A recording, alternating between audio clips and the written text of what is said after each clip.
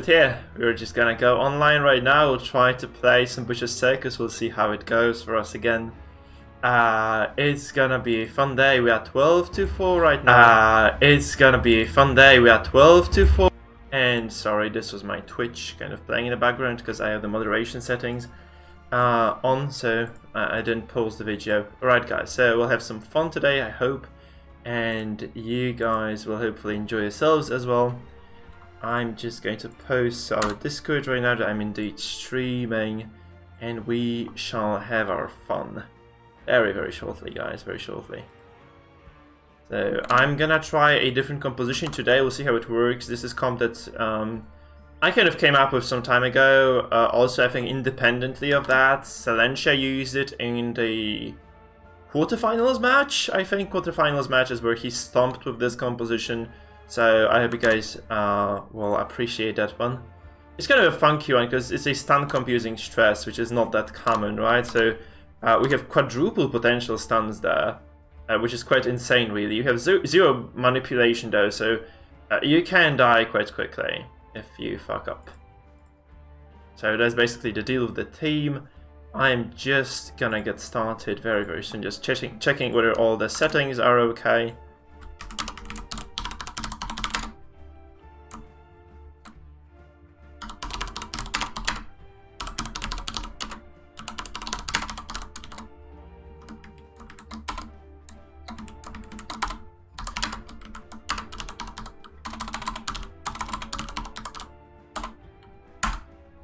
And let's get started, people. Let's get started with the ladder. Hey there, Nubello! Hey there, Winterbliss. Nice to see you people coming around again. And it's just gonna be so much fun. Hope. This comp is looking quite fun anyway. So there is a rationale, by the way, behind me putting the Helmmaster second, which, you know, makes him quite squishy. First of all, people run this kind of a weird comp, the strong mark composition that was running until now, which is the mark comp with a Jester, right? So I'm trying to kind of keep this this Helmmaster away from the Bounty Hunter's hook. So positions 3 and 2 work very well, and then Abomination stays at the back because those ranks are really full of flagellants who are going to just be a lot of pain if I don't have the riposte ready for them. So that's basically the rationale there, and we'll try, potentially anyway, we'll try to kind of climb up a bit. Hello there, Radosław, nice to see you. 6 people watching right now, perfect. And it's just gonna climb up, I think, from now. So we're also waiting, because we have like a special thing that I and Omnipeasant did yesterday. Mostly Omnipeasant, obviously, where he actually prepared a special alert for memberships and subscriptions and follows. So hopefully we'll see those today. And there's like a very cool animation that he did for us. So I'm just very much looking forward to this. And we're playing against this very tanky composition with a Flagellant. That's damage over time and stress, I think. So yeah, usually the good opening here is just kind of getting control over this Crusader from the get-go, which I'm going to do. So this kind of gives you a lot of momentum going into a fight. Every single time you get this, it's a very serious momentum swing for you. So hopefully this works. Maybe it doesn't.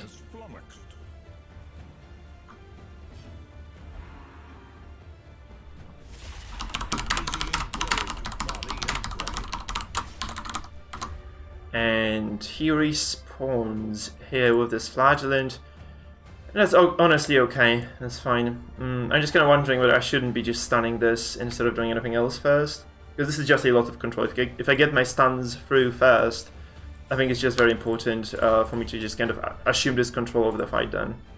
I could potentially just, you know, go crazy and try stunning 3 people, but other than the other than the Crusader and the Vestal, these guys, I mean, the rest of my characters, they just don't have enough stun chance overall.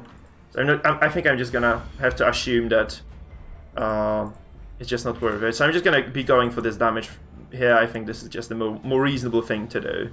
Hey there, Topish, by the way, as well. Nice to see you, my man. Alright, we have this riposte ready here, which is very good overall, because this time, like, if he tries to use the Reign of Sorrows from here on now, he will actually face the riposte. So this is just kind of a little bit of added value for me. And we just go for Hound's Harry right now, since that's just the right thing to do, I think. And we do a bunch of damage overall. Like, we haven't missed anybody despite the high damage, high dodge buffs across the board here. So that's very fortunate, because this kill, not the most accurate thing in the world, admittedly, right? So I'm pretty happy it did indeed hit here. And I'm just kind of wondering whether I shouldn't be waiting for this Crusader to do something first. So I might just kind of concede the stun advantage. I mean, I could try going for this again, right? Here's only 70% stun res, but I think this is okay for me just to drop the accusation here. Because there's a 50-50 stun where I can just deliver a lot of pain. Right, you can see this guy is turn 2, already very stunned. And this is against a lot of control that I have, so this is kind of good. I could have, honestly, this might have been a small mistake. I could have just used the Vestal for that purpose. I could have just used the Vestal on those guys, like on the Crusader, for instance, right? Might consider this a small mistake. I can still do this though. So Nubello, I'm not using 3 stuns. That's the thing. I'm not using those stuns there. I'm mostly using these characters as what am I trying to say here? I'm using these as stress dealers. We have 2 stuns, and we have the rest of them are stress dealers. You can obviously flex them a little bit into other roles, you could say, right? But most of this is just for stress. So you use double stun core. This is just kind of this very common composition, right? We have double stuns here, and then you use these characters to deliver stress, and potentially this Crusader can rotate into heavy stress damage as well. This is a pretty cool comp, yeah. This is what, as I said, Silentia used to great effect, and that's what I also was using before the ladder reset, like 2 weeks ago or so. It wasn't great. It's not an AAA composition. It's a very strong one nonetheless. So you just have to say this is just good. Right? This is just solid. It's not exceptional in any way or form. You can see this very, very heavy crit, by the way, coming through on the Flagellant. And yeah, I might just go for Hound's Harry first, and because I want to keep the riposte. I think he doesn't realize. Hopefully he doesn't realize that. You know, he can just pick the Crusader over the Antiquarian. He is Resolve broken very, very early on as well. That's also very, very nice for me, because I mean, this means that he just you know, is just going to slowly fall apart. I think I've been able to consistently control this fight so far, and we shall see whether this is enough or not. So he does the stupid thing, which is obviously just picking the Antiquarian over the Crusader there, because he then just kind of bumps into the riposte, which I'm not going to repeat, by the way, from the get-go, right? I'm just gonna go, he heals as well. This is very stupid, because this is a stress comp. I'm not gonna kill him. I mean, at this rate, I'm actually gonna kill him with that. No, this is not a sustained comp at all, no. Oh, his comp might be, yeah, actually this is true. But he hasn't been doing the right thing then. He's not doing the sustained part of this comp, right? He's just mostly doing the damage part. I don't know, he hasn't used the Bell Walk. I'm not really sure what he's doing there. So he's not really doing anything at this point, right? That's the important part. So he hasn't been actually able to execute any substantial moves there. Which is obviously very nice for me, right? It's obviously very nice for me. I can just actually go for this. Look at that. So not only do I push him back, I also get him to 0 HP. You know, despite the healing that he, you know, gives to his team, this means I can actually stun him right now with my Vestal. And he's going to be under constant threat right now. He's just going to be forced to keep healing this. So that's kind of good for me overall. Yeah, that's okay though. I'm not doing damage here, right? I'm not doing damage. I need this stun to go through though. Please, just show me the stun. Yes, okay, good. So right now he's in a very bad situation overall, because he is a stress comp, by the way. We have the alert, guys. We have the alert, look at this. So, Dark Bowser, 5-4 Toto has... Okay, we don't see the freaking... the alert is good, but I just don't see the... we don't see the text. But the alert is amazing. So, Dark Bowser, thank you for the follow, my man. Welcome to the dungeon. He drops his first batch of stress right now. It's very late though, you have to admit it, right? It's super late for that. Yeah, that's... I'm kind of in trouble though as well. So, not too great for me. I might actually have to use the Absolution there. But this is slowly running out, so I mean, I think a single stack of bleed is just going to be away. So I'm just going to heal here. It's fine for me to just heal this. I mean, I could have just dropped the damage there, but I don't think it's worth it. I'm pretty fine with that. I hope you guys like the Ancestor, right? I hope you guys like the Ancestor. This is by Omnipeasant, by the way. This is by Omnipeasant. And it's a very, very nice animation. I'm particularly pleased with that.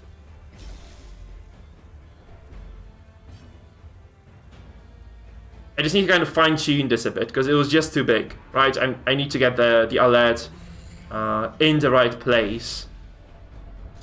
So we'll see if the adjustment works or not right now, because I did like kind of readjust it slightly, so hopefully this is going to be better now. No, they're the same, man, they're the same. Because I figure this is just too good of an animation to waste. I'm just gonna use it everywhere I can. I hope this makes sense to you, man. Okay, we get another accusation to come through. This Crusader not gonna be long for this world, I think. Self-preservation is paramount at any cost. So you have to notice this Flagellant and this Antiquarian actually doing pretty much okay right now. So he is taking sufficient damage right now not to heal at all from that, by the way. So okay, come on. Oh, you hate to see it if you're that guy. That's just so painful. That's just so painful. But the thing is, however, like if you're playing the unkillable composition, right? Okay, just surrenders. If you're playing that comp, and you don't stack the regions from the get-go, you're really screwed. But I feel like this is just a direct counter to that, because I have too many stuns. I have a lot of pressure, like you have a decent amount of pressure with this team, because you have a lot of damage over time, you have critical amounts of stress, you have stuns, and, you know, despite not having the bellow there, you just control the fight very well. Unless you bump into those very strong single target damage compositions, that is going to be quite a threat overall for you. Bye, Nubello.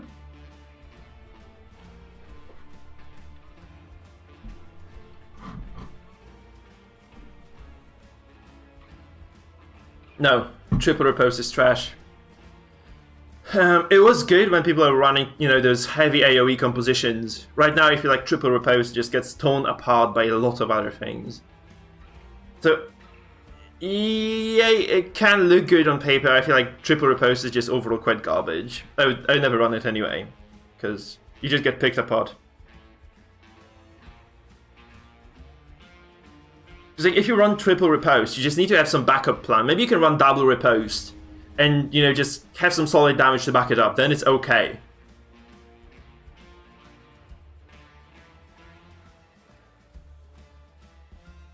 With Vestal, if you play Vestal teams, you play against the BH and go first, you just stand at BH, you're okay. So overall, I feel like Vestal is a very strong pick. Anyway, I don't think that like Vestal is a weak character or anything like that. I feel like Vestal is just very, very, very solid. By the way, we got the W, so I'm just gonna kind of count it there. So I'm just gonna say it's gonna be 13 to 4. Not a bad result, not the best one. We kind of dropped the ball yesterday, or got kind of very unlucky as well. Not sure which one of those it is, but yeah, we did drop some games, which I feel was not necessary at all. That's a very odd composition. Like I guess he's trying to focus my Vestal. Oh yeah, he did something nasty by the way there. Just realized this. That's just going to be very annoying for me to play this. So I need to stun the BH. This might not go through, by the way. I need to stun the Occultist as well, because this puts my A-bomb in 4th, right? You never want to have the A-bomb in 4th, so I might actually be forced to move the A-bomb, right? Like to move the Houndmaster and then transform the A-bomb. That might be the correct course of action here for me, because otherwise I just lose the A-bomb to the 4th position basically indefinitely here in this fight. So we get his double stun now, then I just move the... I feel like I have to do this. I just move the Houndmaster back and then move Abon forward. Because this can potentially secure me the correct setup for this fight. I feel I just have to do this. I don't know why he uses the Regen Vapors, because he's supposed to be doing damage to me, by the way, but that's fine. That's fine for me, not fine for him, obviously. So you can't quite prevent this. Like I just had to do this, because otherwise he just keeps pressuring me, and this just never works. So what I have to do is like transform, slam right now, and you know, just interfere with this guy's composition. Also, I could probably stun this BH later on as well. Okay, so this means he has to just be using Breakthrough. He's a stress comp. I think this is such a weird stress composition, though. It does. It's strange. It's like it's kind of surprising because you know it is a melee skill. Also, he has that. Yeah, this actually does a lot of damage to me because he's running kind of a combo of stress and DOT, I suppose. He has a lot of stunned characters right now. I don't think this is good for him at all. So I'm just gonna get a stun on the BH again. Potentially, no, it's not that likely. In fact, I might not get this stun. Please get the stun here. Vestal, do this for me. Yes. Okay, who's your daddy now, Sophia? So right now we have. I feel like we have decent control over this game. So he's doing DOTs here. I cannot quite prevent them at all.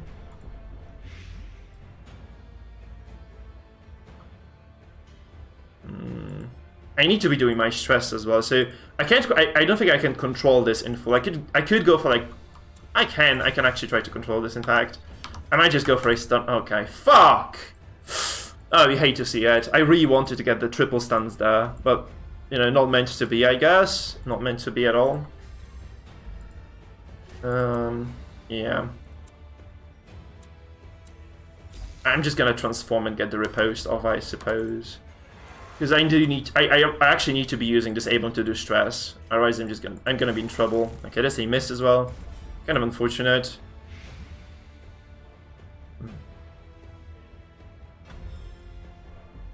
No, but he's playing a stress combo. I think he's not playing a Hemlock. Like he's just using the Hemlock to do some extra pressure.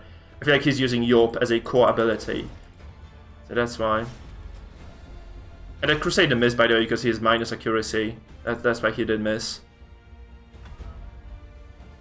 That's a bad position for me. Like he's just gonna keep pulling this Vestal now. I cannot prevent that anyway. And this is gonna be quite painful to experience this. I cannot do anything about this. So I feel I just have to sack the Vestal at some point. That's not good, obviously. Okay, I just need to stress this guy. I think I just need to go like all in on stress. Otherwise, like I just use her as decoy at this point, right? She just has to go. And I hope I just do enough damage before he just destroys me, right? That's the entire idea here. So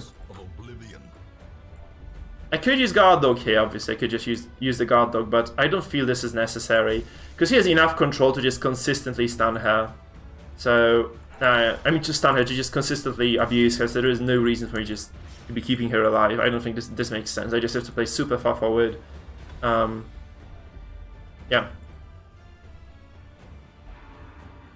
So this comp is very vulnerable to movement, right? You have to notice this. Okay, we get Blight on him. Like I think this is okay still. Obviously not perfect, right? But this is okay. Frustration and fury. The ugly part is I actually can't be using the ugly part is I cannot be using the Abon to move right now. I can't retransform. I just have to be spamming Blight. Because if I don't spam Blight right now, it's just a lot of trouble for me. I could actually use this on somebody else, on someone who's high dodge. There can be no hope in this hell. So I'm just gonna be spamming Blight here because this just gives me a bit more pressure. It just takes away some HP this guy has. It's overall quite a decent spot. Oh, you probably lose this though because like he was able to go fast. He was able to just capitalize on my team comp overall, right? So not the best spot for my composition overall. So this is one of those situations where, like, someone was complaining, Sakrasa was complaining about the Vestal, right? So this is one of those situations where it's indeed a decently large problem with the Vestal. We did substantial amount of damage to this guy overall, so I think this is still okay. More or less okay. Fight on. The mob rallies to the underdog. He's also taking heavy damage, so at some point he'll have to just start healing.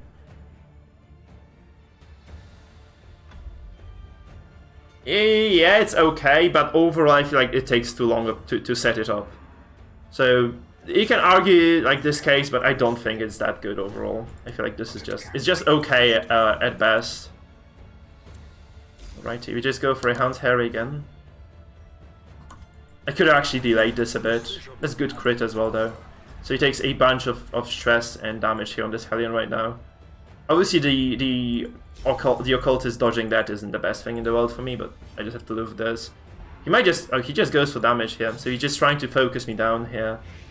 Which I guess is a viable strategy in some way. I wonder like whether I should transform or not. Maybe I shouldn't be transforming. I think I just should be doing my stress here continuously. Because this also blocks this Antiquarian, right? I feel like I just have the responsibility to keep her alive as long as possible. So this Hellion is dead, right? This is the good part for me. The Hellion is dead. The BH is very hurt, so that's... I have this going for me for sure. Then I do have to deal with the backline of this guy. I have to deal with the backline of this guy. I'm just gonna Zealous this, and I should just be able to, you know, deliver... like, unless this guy dodges, I should be able to deliver at least a single killing blow, which I do not because... yeah, he doesn't fucking dodge. Okay, never mind. This is good, this is good. Not good enough, though. Shit, she dodged actually. It's so unfortunate. So he can heal right now. He can heal this. That's super unfortunate. Please act out in some stupid way. Okay, he uses the rush here. He heals for 4. I can just still kill this, I think. I should be able to do 4 damage with the Blight of the A-Bomb. You honestly just transform, though. Just get the Hara stacks and push. I think this is better, because I do kill this anyway then. I kill this anyway. Look. I should kill her, right? Because it goes... yeah, she goes to 0 HP. And I can just, you know, reset this with a single Holy Lance. This is okay.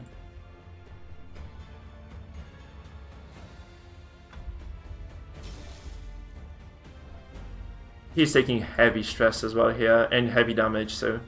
I think I'm okay. I'm generally speaking okay in this. Is that he has to be doing way more damage than this as well, so that's good. Oh god, double dodge. Yeah, that's not great. Admittedly, that's not great. He gets resolve broken. This is not looking that bad. A fast string vapors, huh? Yeah, I can kind of sustain through this, I guess, so it's fine. I'm taking 6 damage per turn though on this Crusader, so that's suboptimal. I could transform and try to stun this honestly. I think I should just do this.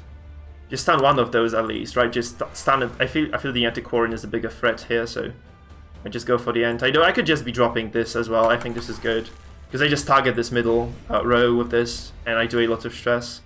Get the repose going as well. This means this Antiquarian is eventually just going to kill herself. It's not weird, I feel like this is okay, like this is like a part of his composition. He also just does this for me. I really didn't, like he really didn't want to do this, I feel. He is fearful, so he's actually stacking quite a bit of stress on my characters. I'm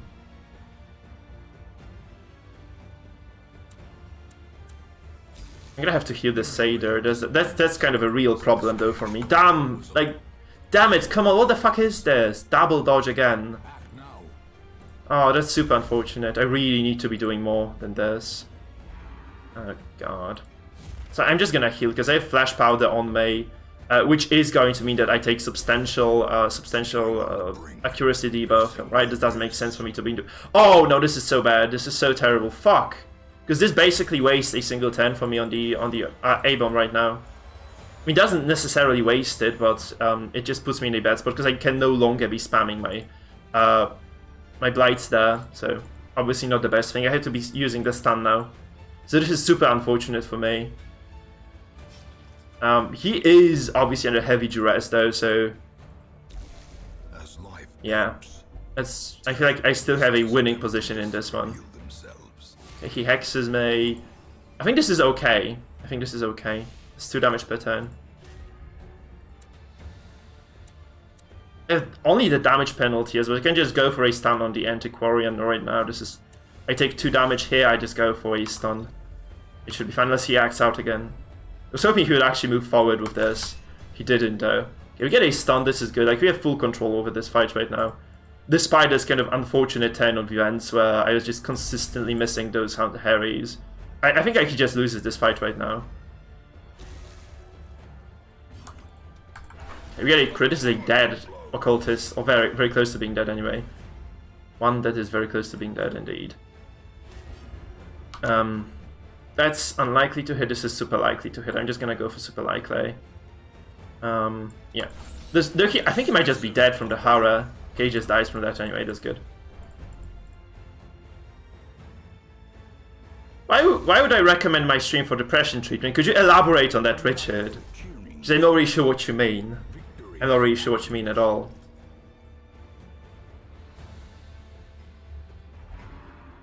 I'm trying to kind of, in a very obscure way, say that it makes you, like, I don't know, happy or glad. Like my stream, that is, or... Because I'm not really sure what you're trying to convey there. With that statement. Okay, yeah, that's, he just bitch slaps it. By the way, it was very unlikely to go through, because she had 85% death blow res. But I feel like this game was going very well for me. Like this is what, 16 to 4 right now. Wait, no, 4. Sorry, I thought I was at 15. I'm at 13 now, so it's gonna be 14 to 4 now. Bad.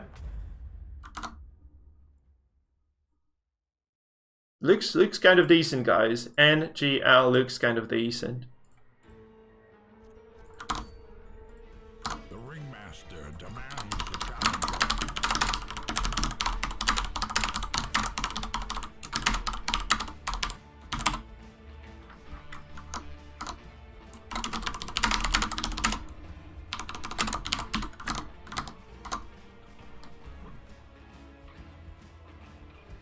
So slowly growing, guys, slowly growing. Oh, we bumped into the Darkest One player. I have not seen this guy, so that's kind of curious. We have not seen this person before. K-Melee. Maybe someone changed the name or something. But yeah. I have not seen this player. That's a very peculiar composition as well. I think this was something that was proposed on... I think someone was actually talking about this comp. It was Mangle. I think Mangle was saying this. Like, you could try this comp. Or maybe this is Mangle. Maybe Mangle just name changed. Wait, let me just read the messages right now. So, I did actually try the Occultist with the dagger, and it was garbage. It was just utterly trash. Sorry to say that. There are just so many better things you can do with your team than taking the Occultist on board, I feel. So, I just feel Occultist as a character, quite an unfortunate choice, so I just never take the Occultist on board. I feel like this is a problem, like having the A-bomb there is a real issue for me. So I may just need to kind of change my setup here a bit.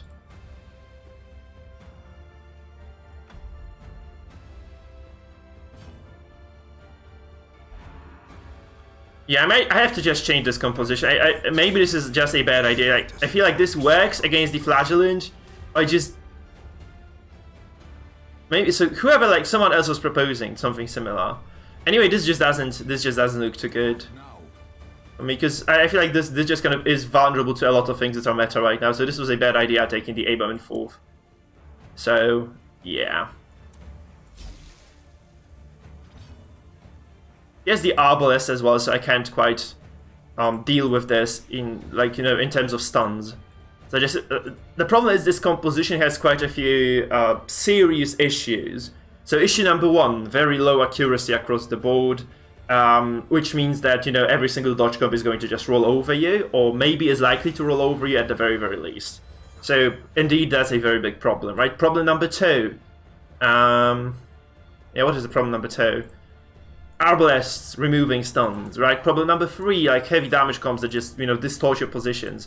There are just quite a few things, right? So, shield breakers, BHs, very popular right now. They just kind of roll over the Vestal if you don't go first, which is indeed, unfortunately, the case for me, right? If I had gone first, it would have been, like, not a big issue, but right now, a big issue it is. I can also...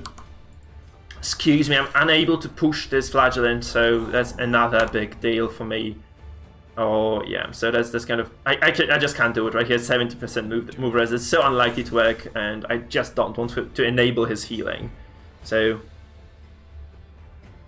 yeah, that doesn't look too good for me. Overall, I took heavy damage 10-1, and I was just unable to repay at all. Like, look at this, he has double Hemlock as well, so he just bleeds me out before I can do anything. So those comes just Wrathful stomp me, I think.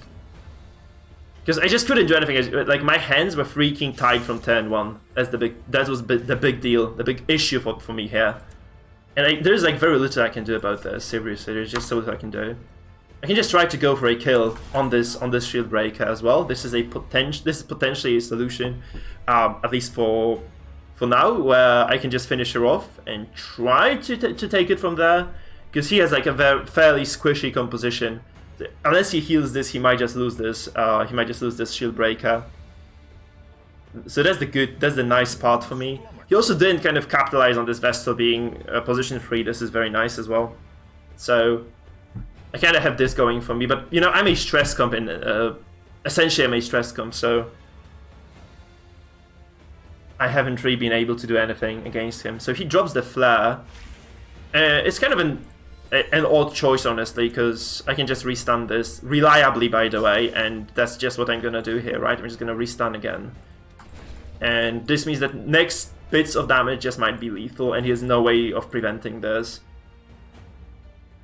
I don't know why he actually flared this. Like, she's virtually dead right now, so maybe this is like an opening for me. Yeah, this is just base stats as B. He's just using 2 offensive trinkets here. I have seen this before, this is not like uncommon. Also, you kind of waste this move, because I can just heal the... I was actually going to heal anyway, because I'm taking too much DOTs. So, too many DOTs, it kind of forces me to heal. Regardless, doesn't quite matter. I think this is not bad. The question is like, do I go for the Hound's Harry from the get-go or not? Or do I just go for a heal? Because I might just kind of skip this, I could just wait. No, I think I should just heal straight away, because this is just too much of a risk for me. I'm just gonna use Absolution here. Oh, here's the Jester position too, though. Fuck, I messed up. I should have definitely just stunned the Jester there, because he can just Finale me anyway. I feel like he has enough to Finale, especially if he just uses the Exsanguinate there. Or, I mean, for the punish, that is. No, that's such a bad fight. I don't think I have like many ways out of this, because everybody's just going to be taking so much damage here. I just don't think I have enough control. So we get the Death Blow, which is good, but this is nowhere near, you know, me being able to solve this fight.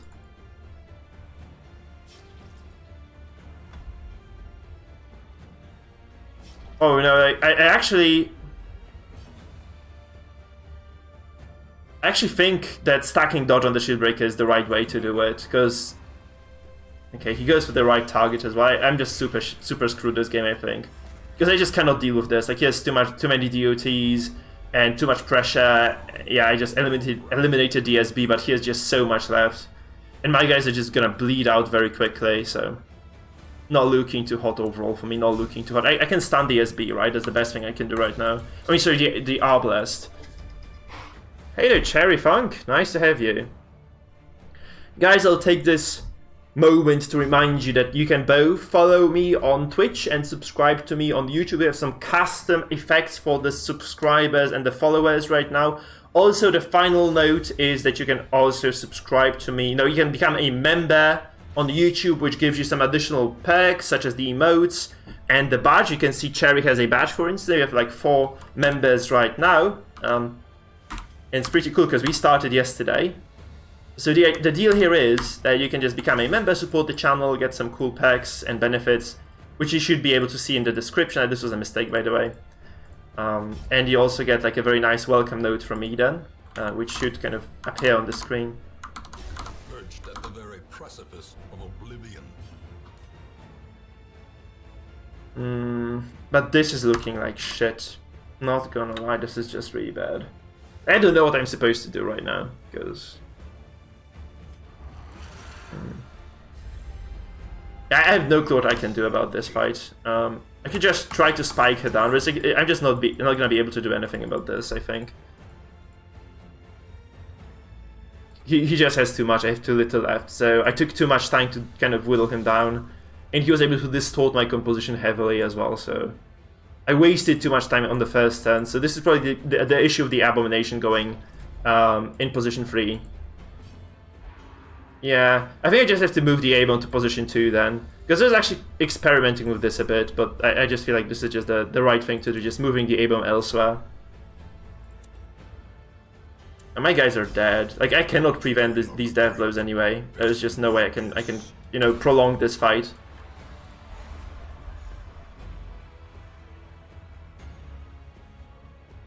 So position 3 A-bomb has a lot of strengths where you can just slam and still use the riposte. But obviously some pronounced weaknesses as well where you go against pulls. I think pulls are way too common right now. I think I just had a wrong read on the meta overall. That was the problem with me with this. I just had a wrong read on the meta and that's it. So I should have kind of read this a bit sooner than I did. I feel I can just safely heal right now because I should be able to remove those bleeds very soon. So these bleeds are guns I can just kind of save the A-bomb at least. So that's not better. He's just gonna kill my Vestal now. And literally there's nothing I can do about this, so... Yeah, bye-bye Vestal. That was very likely for him to work. It was like 50% death blow. And he also positions the Arbalest in the right spot now, so I cannot do much about that, so... tough luck. I mean, tough... I think this was about luck at all. I feel like he just had a stranglehold over this game from the very get-go, right? And I couldn't really manage what he brought to the table at all, so... Kind of a shame, but you know, we just have to live with this. He sniper shots me and dead as well. He can just freaking kill this A-bomb right now.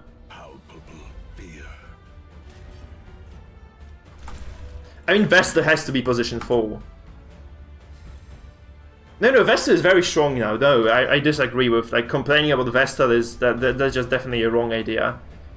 Because you can just handle Vestal position, if Vestal is position 4, if you have the right setup. I mean, A-bomb position 2 also kind of supports the Vestal there. It actually supports the Vestal quite nicely. I can't heal anymore, so... Oh, it's so sad. I just cannot be healing this at all anymore. Because A-bomb position 3 position 2, like, if the Vestal gets pulled, you can just position her to 3 again. So that's fine. This is not bad at all. Yeah. I think it was just my bad read on the meta indeed, right? I could have just done this better than I did, overall.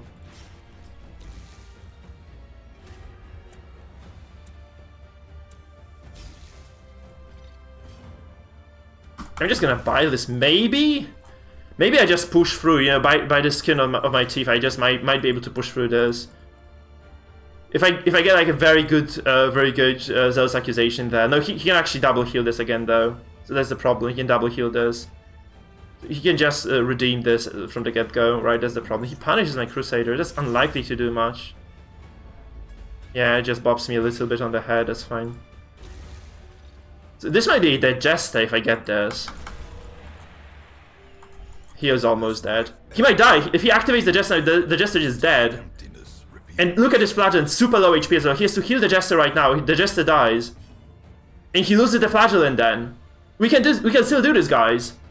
Look, this is still winnable. Holy shit. Look at this, this is still winnable for me. He's in so much trouble right now. The Jester is dead. What are you doing? What are you doing, K-Melee? The Jester is dead. Easy clap. And I just go first. He just died. He just fucking died. Look at this. He can't save this. I just used Zealous Accusation now. He loses the Flagellant. Boom. Easy clap. PogChamp, guys. This is PogChamp. Come on. Yes. That's what I'm fucking talking about. Look at this. At any cost. I mean, he probably kills my A-bomb here. Jesus, no, he doesn't. Oh, you hate to see it if you're this guy. Like, you really hate to see it if you're this guy. Boom! Stun as well. Comes through here. 0 stun resistance. I heal this A-bomb. No, sis, I'm doing the Mikefield comp. The stun one that I kind of promoted some time ago, which was kind of a fluke because people didn't like the video. But look at this, look at this. He should have used the heal. I don't think he had any way out of it, actually. Darkest won my ass. We did it, guys, we did it. Champion 2, fuck yes. Let it not precede collapse. Look at this, this looked unwinnable. We pulled through anyway. Holy shit, so nice, this is the highlight. This was such a good fight in the end. Looked like it really looked unwinnable. Holy shit. Guys, what stream time is it? Because I really need to kind of make this into a highlight. This is such a good fight.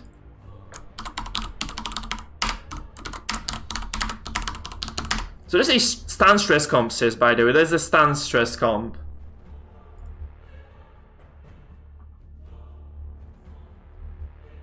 This is 41 minutes. 41 min. Perfect. This was such a good fight. Holy shit. What a clap. What a clap, guys. This was the clapping. This was the clapping. I'm gonna call this the clapping, guys.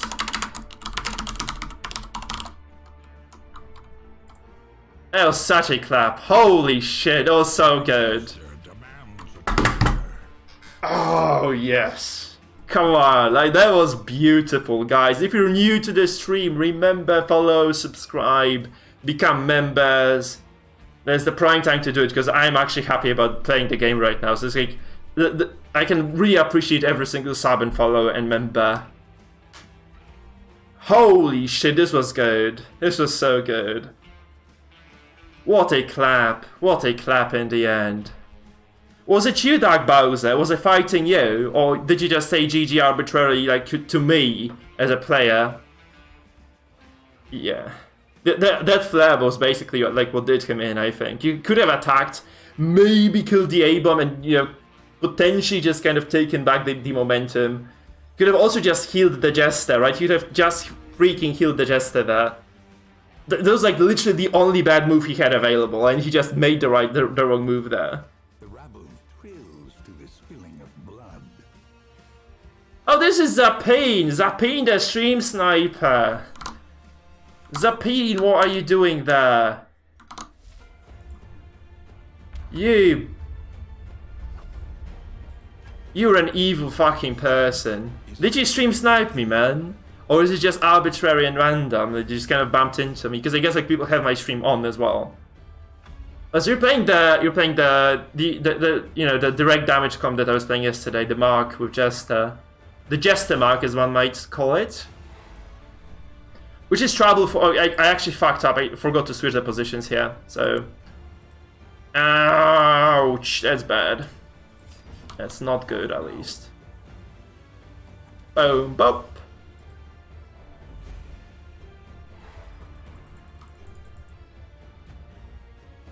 I have to do this, by the way. I just have to do this.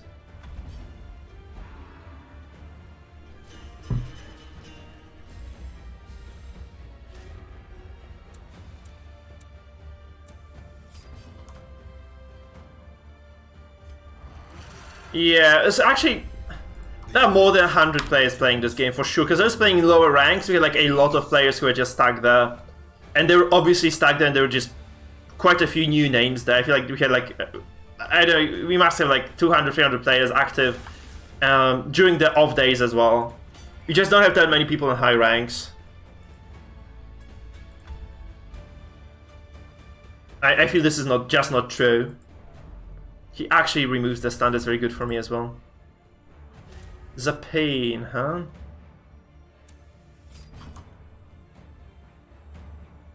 Unlikely, but I'm just gonna go for this. Okay, we get like full hit, that's nice.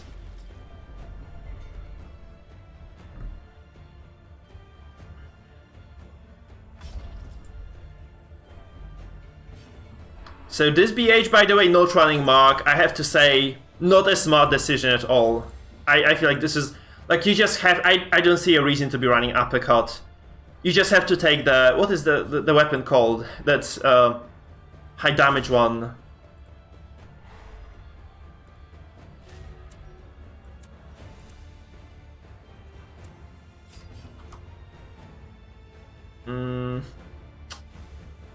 I'm in trouble now. I cannot restun this. And I should have just activated the A-bomb, I guess. This might have been the correct call there. Yeah, the Heartseeker, thank you, sis. Yeah, there's a Heartseeker. So people run Heartseekers on the BH, and this is just better, because you don't really need this on this composition. You just need straight-up damage. So just remove Uppercut, take Mark, and just use the Heartseeker, and this works, right? My bad, though, like, not activating this. Should have activated the A-bomb there, because now I just lose the A-bomb probably. But it's at least quite likely I do, right? It's quite likely I do. Here's the Tiller as well. But the A-bomb is not marked, actually. I can just guard this with the Doggo. So the only thing that kind of threatens me then is the Harvest. So it's kind of right. I think I just have to take my chances there. I mean, he can Dirk Stab me still, so I might actually just wait for this. I mean, just go for Hound's Harry again. But this guy's comp just shits on me, right? This is just how it goes. It's just a very strong team that just deals with what I have, because my team is very slow. That's the first issue. And the second issue is that my team is also quite vulnerable to focus damage. And third of all, obviously stuns, right? They can just remove from the get-go. Please don't kill me though. Okay, he doesn't. Perfect.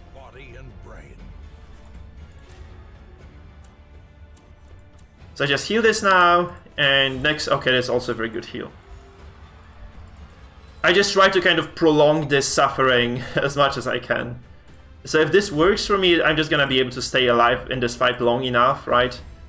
So that he just cannot eliminate this A-bomb, right? That's just kind of the core idea here. I do lose the A-bomb eventually. I just want to keep the A-bomb alive for as long as humanly possible. And I feel like this is the right way of playing this.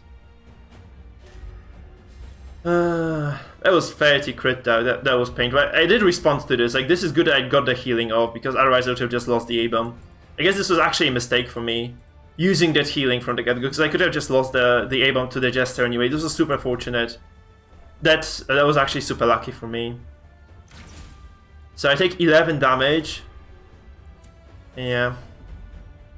He can still finale me, right? So, I think the right thing to do is just to move the Jester right now. I feel like this is the right thing to do this. Though he can just kill my A-bomb then anyway. I feel like the right thing to do is actually just healing here, or yeah, because this is 13 healing. He probably cannot kill this now. I'm dazed though. I'm dazed. So he can eventually just get me. He also used the Arbalest Runner, so I can stun the Jester if need be, or I can just stun the Jester if need be. So that's not terrible for me again. He actually does 13, so this is perfect. That's perfect. Okay, so we go for a stun on the Jester. Now we have to land that though. We have to land that. And if this goes through, please. Oh, okay, we were dead now. So the A-bomb is just dead. Fuck. You can play this safe as well. That's so unfortunate. 75% it just doesn't go through. So he just finales me right now. So probably a mistake, you know. Might have been a better idea to just use the stress there. I should have probably done stress damage there.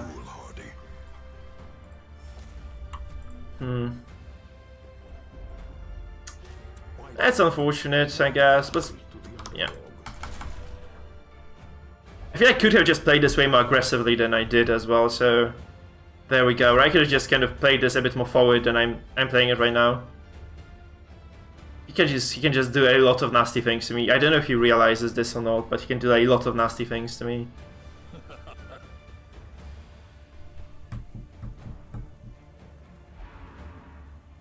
Yeah, he does the right thing indeed, right? That's the problem for me. Like, he killed the only character that... He killed there, and this was actually the right call. If I had been able to stand this Jester, this would have been an entirely different fight. He would have been forced to deal with me there. Yeah, the finale also crit, right? So as James is saying, this is just really bad for me because of that. I don't think I did enough stress here in this fight, so... Might be curtains because of that. I mean, I can just keep doing stress here. Like, this is going to be a lot of afflictions, but it might just be too late, right? Too little, too late. I feel this might just be that.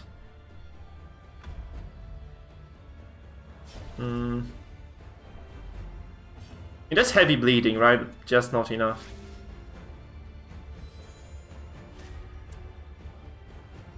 I just have to activate the Crusader as well.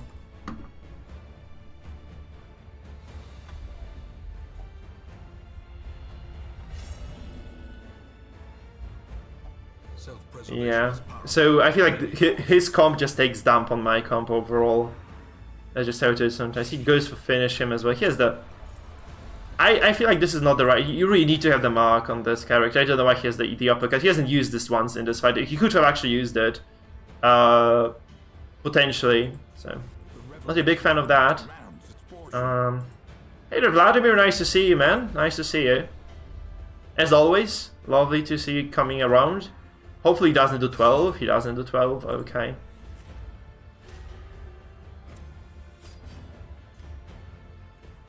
So I just need to get some control here. So I'm just gonna stun this Crusader, you know, break him potentially. Yeah,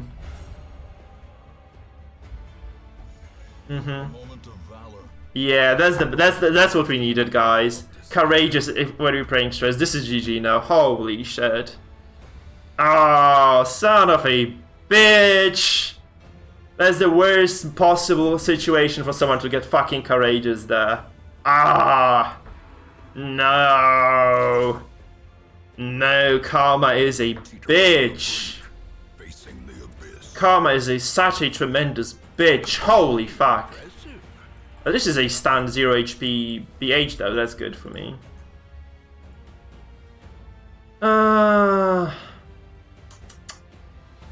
Hey there, Omnipersant.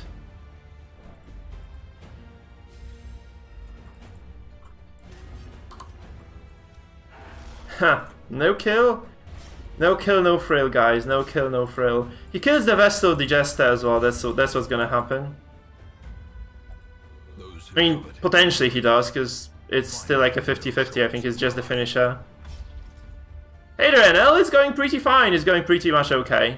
That's the best I can give you, my man. That's the best I can give you. It's just going okay. Maybe he just freaks out with this Jester. Maybe he just does something crazy, like hits... Just kill this, go for it. Oh, he almost kills himself, though. It's actually not bad for me overall. Because he's, like, in a... quite a dire position, really. If he doesn't kill the Vestal here... Probably he does, though. Yeah, he does. I was asking for a little bit of luck, guys. That's all I was really asking for. Just a teeny tiny fucking bit of luck there. We get a deathblow on the Jester, though. You have to appreciate that. That's pretty good. He has to heal this BH now, because if he doesn't heal the BH right now, he might lose him, and this means that he might just lose this fight. So he just has to heal this right away. So see, this is not such a desperate situation, despite just those kind of poor turns of events there. This is not entirely over anyway. Because he's taking heavy stress, right? He's under heavy duress. And this Hellmaster is...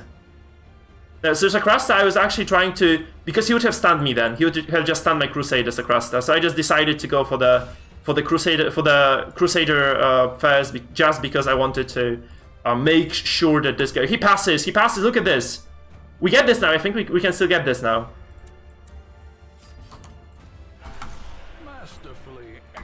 Oh my god, look at this, we might just get this fight. Oh, he actually got resolve broken, that's really bad. That's really bad for me. That resolve break is kind of bad for me. I thought he was gonna be... He was gonna land close to... I really didn't want to do damage there. And he also finishes me then. Okay, he doesn't do that much. Actually, this is 0 damage. I think he has like serious debuffs there, right? Minus 25% damage, yeah, that's kind of big. Look at this, he is at 0 HP on everybody. He's on 0 HP on the Crusader, 0 HP on the Arbalest. I think we win this still, actually. He cannot heal! He can't heal this now. He can't heal. Look at this, he can't heal. Oh god, we win this! I think we just win this. Do we win this? Look at this. I think we just get this fucker now. I mean, sorry Zapine for calling a fucker, but... We get this fucker now, guys. We get him, because if he heals BH, I just dropped the Zealous. So he has to do this. And if I just get a free ride on this, he might actually not even stun. He stuns me, actually. Okay. So, Oh, I'm sorry, Zapine, for calling you bad names. Oh no. Oh no, this didn't do enough, right? This just didn't do enough. Oh shit. Shit, this is so close. Please act. Oh yes, she acts out again. Look at this. She actually acted out again. 4 damage. Okay, that's unfortunate because he can stun me now, right? Hopefully we get some more act outs though. Do we get some act outs or not? Because we really need them to act out right now. He has to stun the Houndmaster now. He has to stun the Houndmaster now. Miss, dodge something. No. Okay, we lose this probably. Fuck, this was so close to a win, but I think we just don't get this in the end. Because, yeah, he just does enough damage now to take me down, I think. I do go first, but I had to activate the Crusader, so...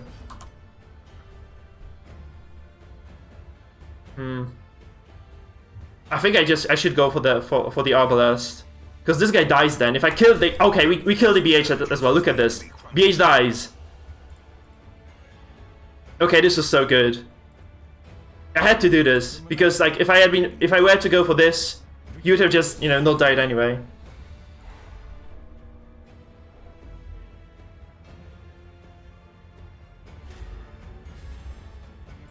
We had just a single follower at the very start of the stream, guys. So remember to follow and subscribe. We have some cool effects that pop up on the screen if you do that, by the way. So, kind of a big deal. Come on, what the hell?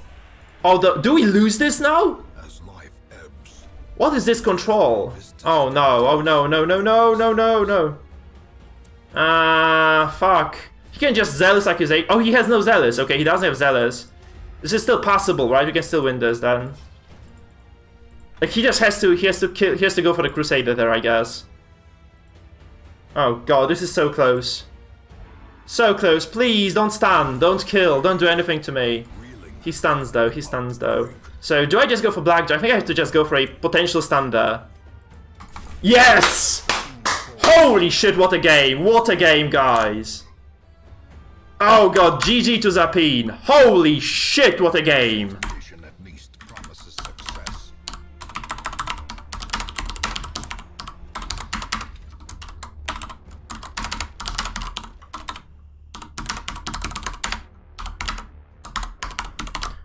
This is some real freaking highlight material right there, guys.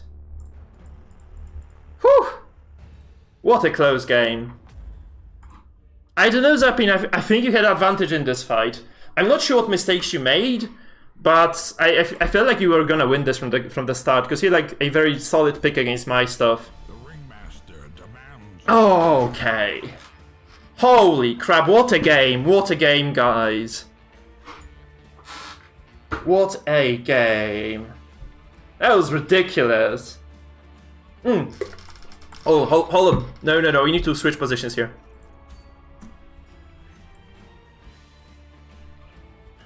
I feel like Courageous was the best thing he could have happened to him, though. Because Courageous basically meant that... What am I trying to say there? Courageous meant that he couldn't... What am I trying to say? He was getting a lot of stress healing, right? So he kind of stayed in this fight for a while, but he was actually not getting any procs of that. So, potentially it was good, but in reality it wasn't for him, because he just didn't get any procs. Or any useful procs anyway. Yeah, like, you know, like, getting a resolve, getting a virtue overall is already quite big, so... I would be complaining about getting a virtue, because you would have like 100% that just directly lost the game, I think, if you hadn't got that virtue there.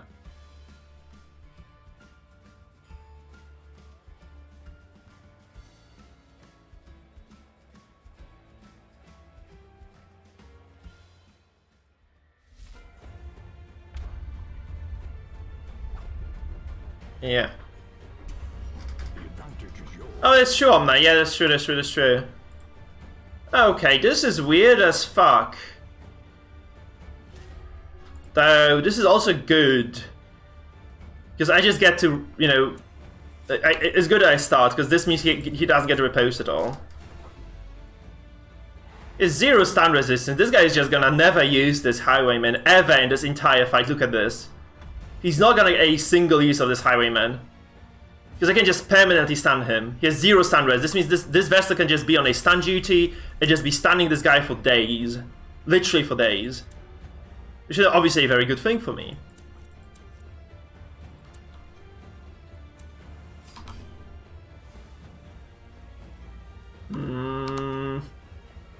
I was gonna go for a stun, but I just realized how much dodge this guy has.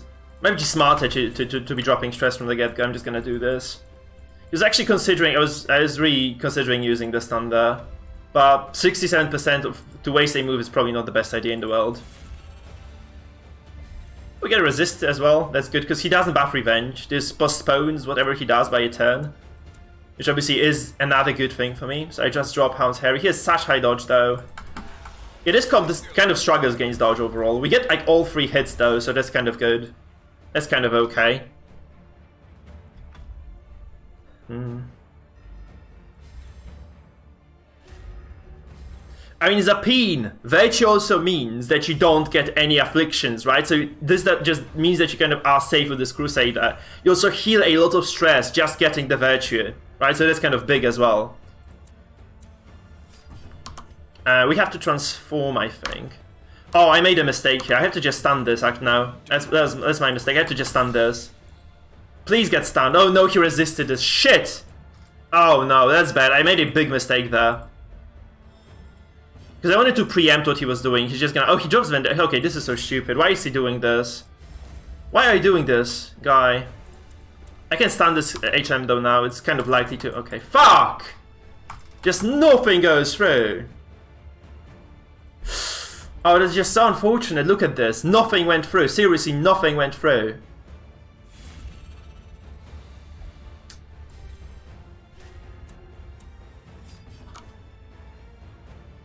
I mean, I go fast. I can stand this Houndmaster now. Right? I can just stand the Houndmaster now. It was so fortunate though for him that he didn't... He kind of... I wasted 2 moves on him. Which were very likely to work, right? That's kind of a big issue for me. That's a big deal for me. He uses the Regio Vapors as well. I'm a stress team. That's kind of okay. It's actually quite fine. So those just kind of counteract the damage I do, but they do not counteract the copious amounts of stress. So I feel this is okay for me. So I start the turn now. I just drop the stun on the Highwayman again, right? That's just how I have to play this. So stuns for days, right? Stuns for days. I honestly made another mistake though. Shit. Why am I being so stupid? Because I made a big mistake again. I could have just used the stun of the A-bomb there, and now I'm just gonna waste a turn for this. Fuck. Okay, that's not good. Yeah, I should have slowed down here. I'm playing as if this guy was a complete noob, and he probably isn't a noob. So, not great. Not a great set of moves from me, I think. I mean, I'm doing a bunch of stress damage though. That's kind of okay, but I messed up on multiple occasions in this fight already, so... I know, is this guy just gonna keep fucking purging me indefinitely? Or what was he doing with those purges? Seriously. He Garduks this now. But this guy is already stunned, so...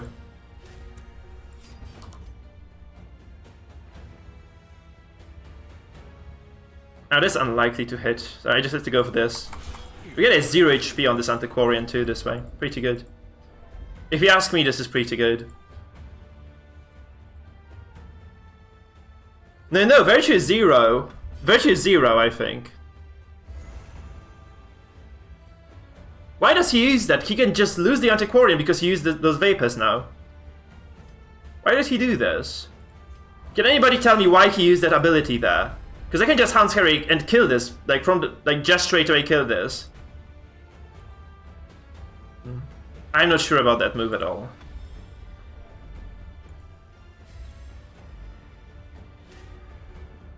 It's such high dodge though right now. It might be hard for me to stun anybody there. I'm just gonna kind of go for this. I'm gonna go for yes, we get this! Holy shit. Yeah, this is very lucky. This is very lucky for me, honestly. Killing that was just cherry on the top there.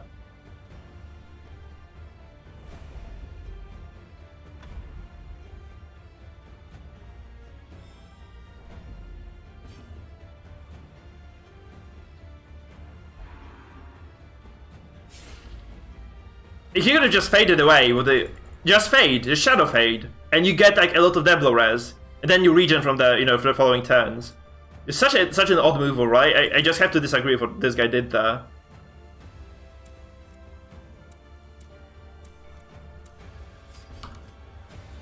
This is very fortunate we got the kill though.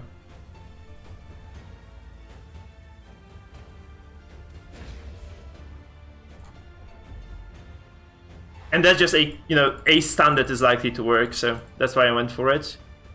Like, out of all the possible stuns I had there, like, this one is just definitely gonna work. Was definitely gonna work, so I did that.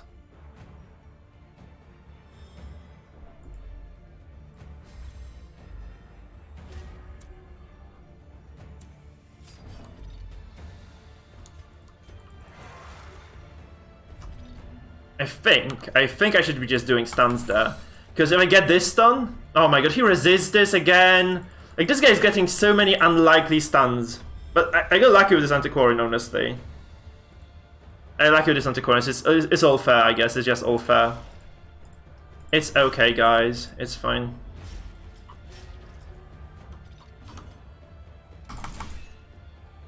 This has to go through, though, right? So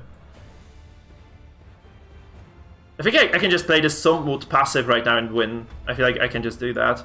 I really needed that stun to go through, though. I really needed that stun to go through. So he's taking a bunch of stress damage, bro. That's the important part of this fight right now for me. He's just taking a lot of stress damage. Facing the abyss.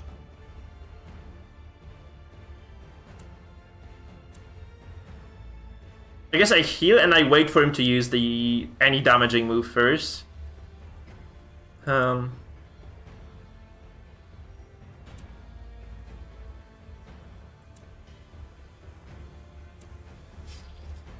have to heal the Crusader right now. Because I just need to wait for him to use a move and then stun him afterwards. It does make sense otherwise. That's why I'm doing this. That's why I'm kind of waiting there. See, Grapes is obvious. That's an obvious move there as well. But this is kind of the only reasonable thing for me to do. Just wait for him to use a move, then he just kind of wastes 2 turns on this right now. Just sitting at this Highwayman who's at 0 stun res, right? So he will just get indefinitely reposted again, which is very good.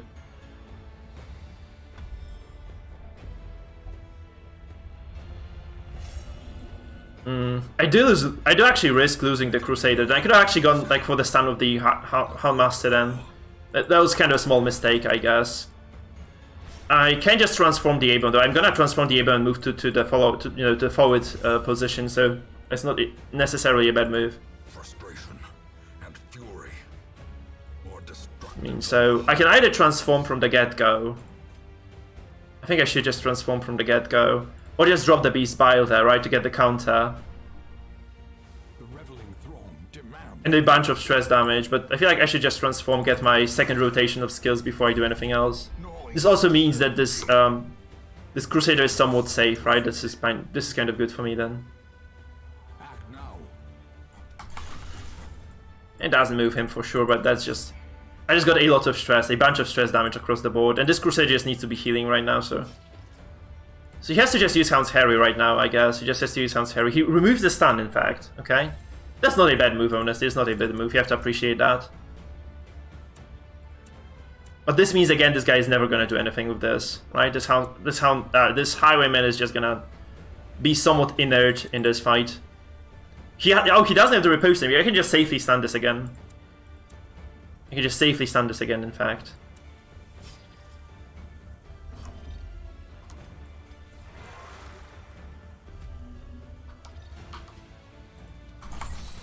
I could have healed with the Crusader, I just don't know. I'm not sure what I'm doing right now. Actually, I'm not sure what I'm trying to achieve with this. Because this was a risky call overall. I feel like losing the Crusader might be detrimental to this. Yeah, he's just gonna probably kill this. Okay, he doesn't. Fuck yes. Okay, good. That's good. So now I can just do whatever I want. I think I can just do whatever I want now. Because I get... he cannot target me there, right? He has no Intimidate now. So I get to go for a Hound's Harry here. He probably harasses my front line, I just respond with the AoE heal. And that's okay. It was a risky call. It was kind of a risky call overall.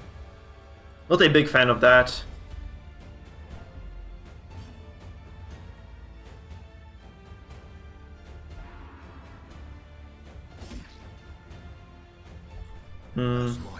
Yeah, so Terrible vistas of emptiness reveal themselves.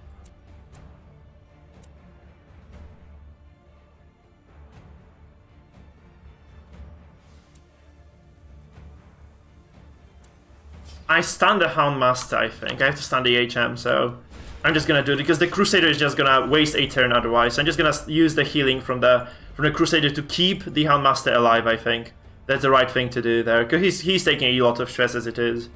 So it's just enough if I keep my boys alive here. I think this is okay. These two guys have to stay alive, and that's fine.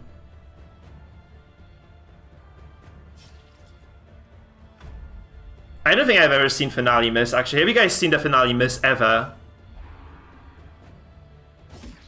Oh, this is actually very fortunate for me as well. The very precipice of oblivion. So, right now I just spam my abilities. I just keep spamming my abilities here.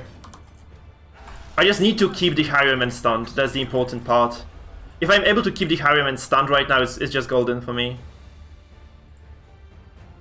He's gonna be... Oh god, this is so unfortunate. Look, he's so close to dying. Actually, I made him... I can kill this Houndmaster. I kill this Houndmaster now. I just go for a kill. I just go for the throat. Look. Boom! Sorry, rip headphone users, I know. Rip headphone users, but that's a dead Houndmaster. All is lost indeed, you fucker. Good night, sweet prince. I guess I heal this? Okay, just surrenders. GG. Whew. What a fight. What a fight.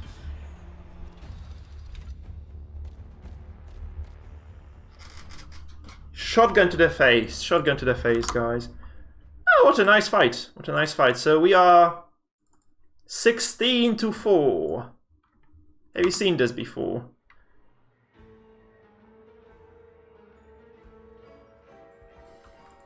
Okay guys, that's a good time to remind you, follow me on Twitch, subscribe to me on YouTube. If you're interested, there's an option to become a member of the stream. You have a button below on YouTube, you can just click join, you get all the benefits listed there. It's just, the subscription, the membership on YouTube costs you $3 a month on the lowest pricing. So it's actually very little, and most of the money goes to me, because YouTube is just very generous with that. So they're trying to, I think they're trying to kind of compete with Twitch in that regard. Which means that, you know, this is just very, very nice.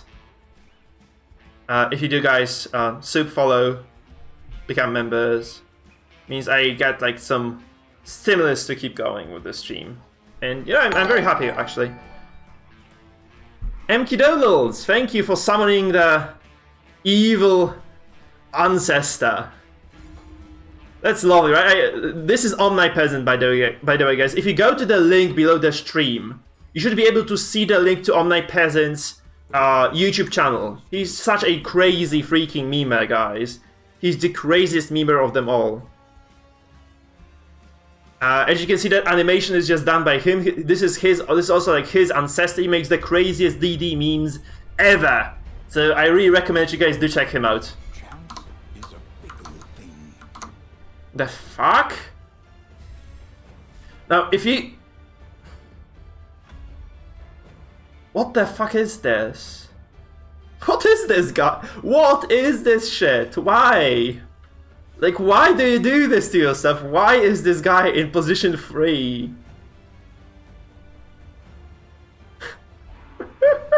Why is he position 3? My god! Jesus! Why is he position 3 there? Can somebody tell me why this Vlad is position 3? Just tell me, and... Yes, this is just endlessly baffling for me. Holy shit, this is crazy. Why is he position 3?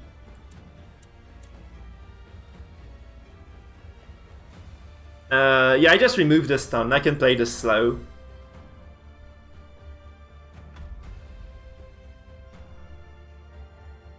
I mean, he's using the Suffer, right? Just clears marks, move transfers all those bleeds onto himself. It's still so insane. Like, why? Also, he has a... Okay, he uses uppercut. That's reasonable, I guess. Okay. This is trouble then for me. This kind of is trouble for me, not... honestly, this is not great. This is not great. I should have just stunned the BH then. I might have just... I think this was smarter, just stunning the BH then. Because I kind of wanted to AoE stun this guy. I guess this was just not the right thing to do.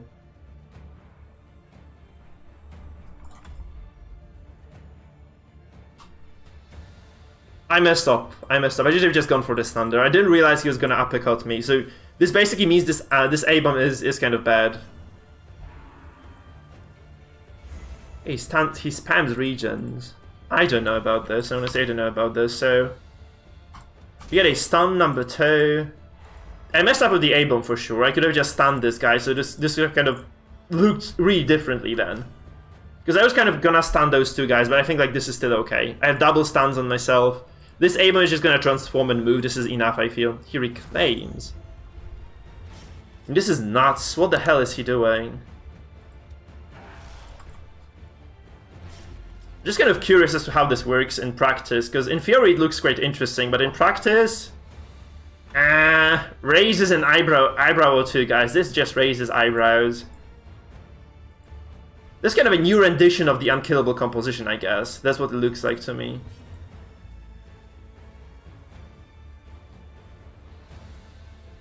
I did fuck up though with this A-bomb. This admittedly might have been a turning point for this game.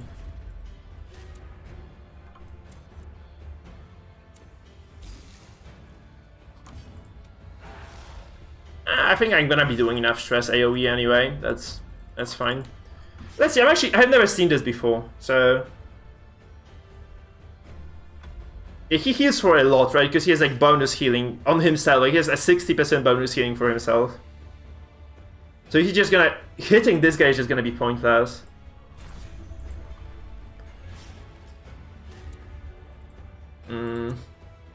Yeah, I cannot double stun this anymore though. That's the problem. I cannot double stun this. I can do this though. I think this is big enough.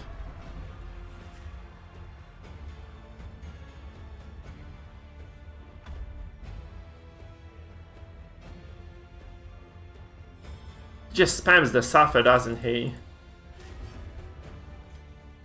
Yeah, that's unlikely to work as well, so... I mean, unlikely isn't the word, it's just not that likely to work. But I'm just gonna go for it anyway. Probably works, probably doesn't. Doesn't, fuck. Okay, 50-50. Was a coin toss indeed. Because we have 50% stun chance overall here. So he's gonna be very annoying, because he's just gonna keep dragging me forward, I guess. It's this kind of sad for this A-bomb to be, you know, kind of displaced so heavily. I really needed that stun to go through for that very reason. So we have 0 stuns right now. This is very nice for him.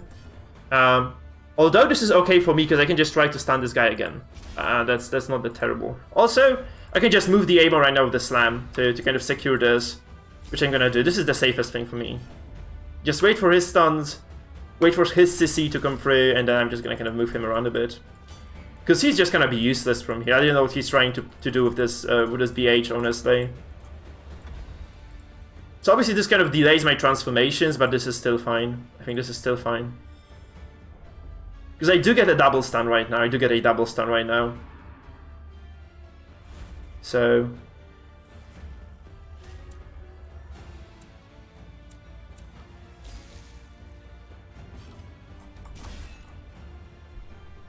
I might actually be making a mistake. Potentially I should be just playing a bit more aggressive here. This flash is okay in position too. Because I think, okay, shit. That's not good though.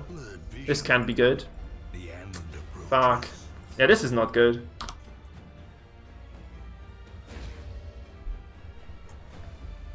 I have to play this aggressive. I think if I lose this Handmaster, I lose this Handmaster, but like... This was just such an unlucky crit. Like, I expected this to hit hard, but I didn't expect this to kind of kill me there. So you can use Reign of Sorrows here just to try to get the execute here. Maybe he doesn't. Please don't get that kill. Okay, he doesn't get the kill. But he might get it again, right? Because it's like he's just gonna try this again on the next turn. Maybe with the Antiquarian, maybe with the Flash. Who the fuck knows? We'll probably lose this actually. This guy is playing this kind of smart comp overall. He's actually using Safa in a very reasonable way, right? He's using the Safa in a very reasonable way.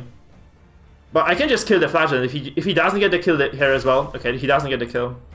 So I heal the Houndmaster now, I guess. I just heal the Houndmaster. And then I just try to kill the Flag. It's heavy DOT though. Holy shit, 10 DOT.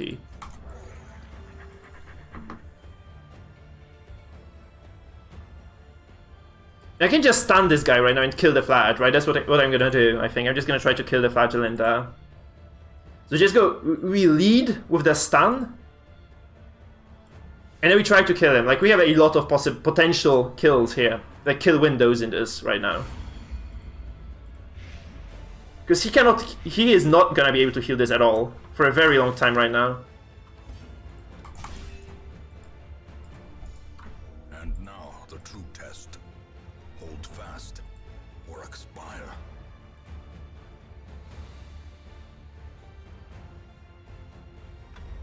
I needed to stun first, by the way, because otherwise there's like not guaranteed to go to 0. It's 92% death blow res. Holy shit. Fuck, that's true. I mean, I just go slow on this. I have time. I think I have time still.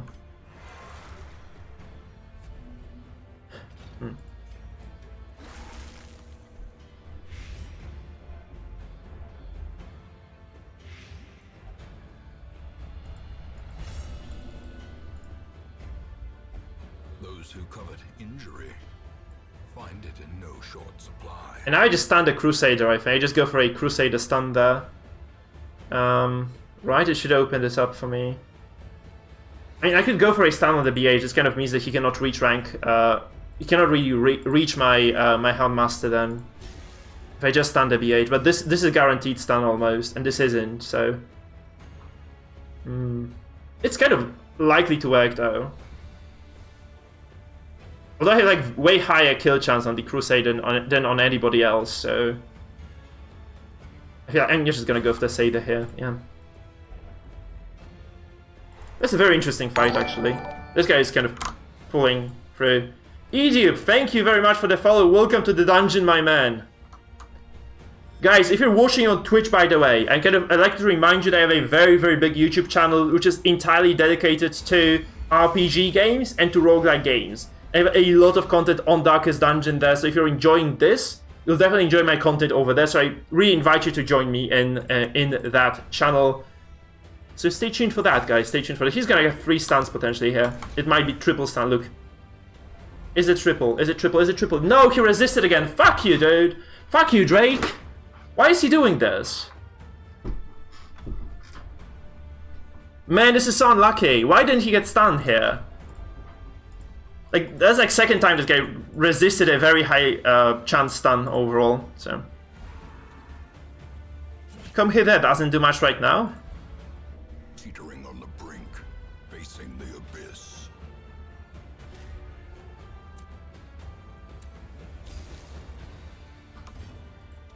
Please just die, man. Just die. Die, die, die, die. I mean, come here means I can heal the Hamas. I'm just gonna have to go for a kill here, so...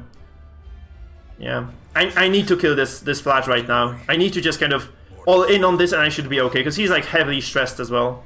So if I get this kill, I'm gold. If I don't get this kill, I'm in trouble.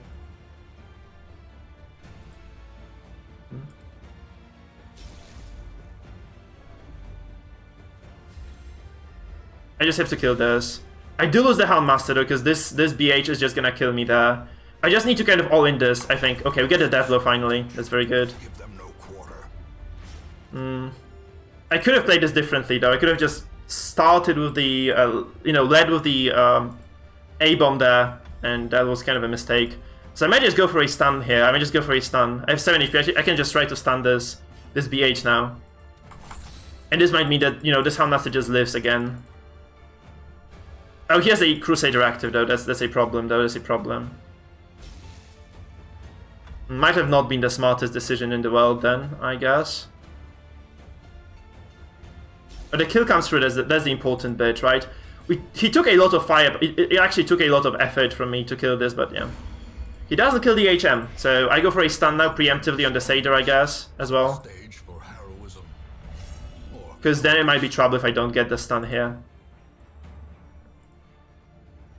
You know, I could actually go for a stun with the Vestal, and then just use the use the Houndmaster to do some stress. That's the big part of this equation here. I can also heal these guys. I can heal both of them. That's very good for me. And the Antiquarian might indeed be trouble, yeah. So it is not entirely like a solved fight or anything like that, but it's looking okay at least. It's looking winnable. I need to make like a serious mistake here. Please don't act out like in a very serious manner, okay? Good. We missed someone. We missed the BH. That's not entirely great. So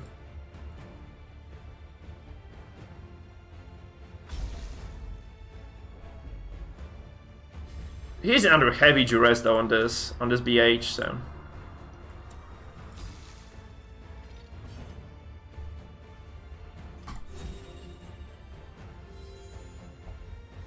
yeah, that's true. He was kind of lucky indeed. But this guy got a crit on him in the start as well. It was not that likely, so I think this is okay. It is fine, guys. It is fine.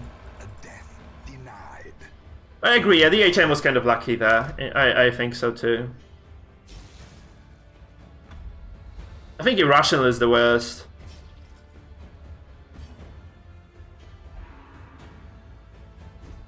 Oh, we got a dodge as well. Holy crap, look at this Houndmaster go.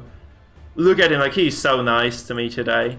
This HM guy is just kind of a freaking birthday gift. Act now. Yeah, I cannot stand this at all, so I'm just gonna transform, just get my stress off as soon as I can. Although I think no, I should be just doing Blight here. I'm just gonna repose this for now.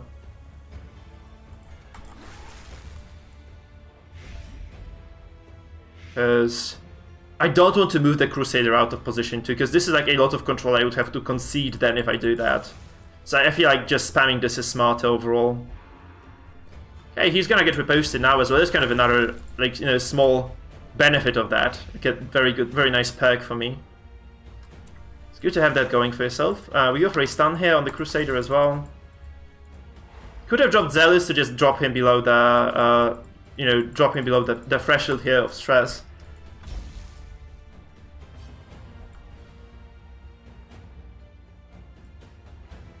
He has no targets, right? That's the good part. He has no targets, so I activate the Hound, and then I just drop the AoE heal with the Vestal. I think that's the smart part. That's the smart thing to do.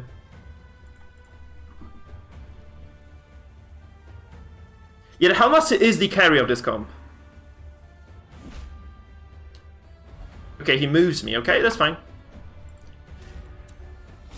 Don't think this kind of pushes his, you know, his win condition anyhow.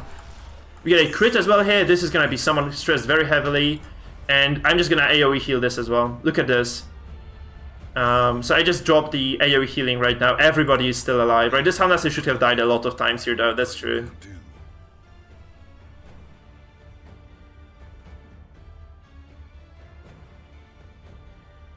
This is looking kind of okay. I like my odds here. I like my odds in this game. And you know, nobody has ever said this Crusader with Holy Lance cannot do a lot in this fight as well. This is kind of good for me overall. Okay, so we have a bit of stress coming through. And if he just I think he has no way of saving the BH as well. If he just activates the BH right now, he just dies. So I have to just kind of hold on to my Houndmaster here. Oh, there's a crit as well. Oh god. What a poor guy. 34 stress. He took 34 stress there. Can you believe this? I think I can just... wait, what the hell do I do here?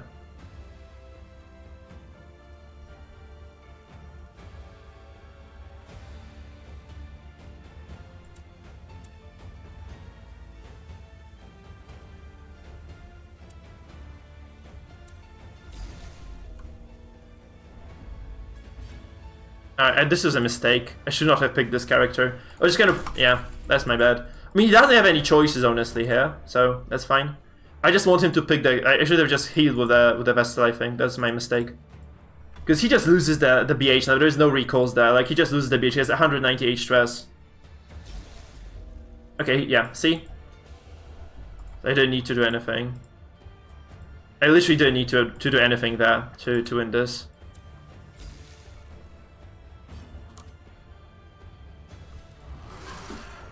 Maybe do like some bonus stress as well.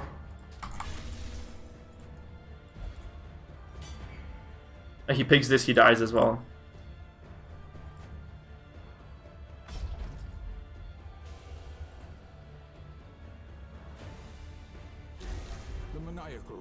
Okay, this is looking very nice. I drop 8. Okay, the Houndmaster rejects the healing.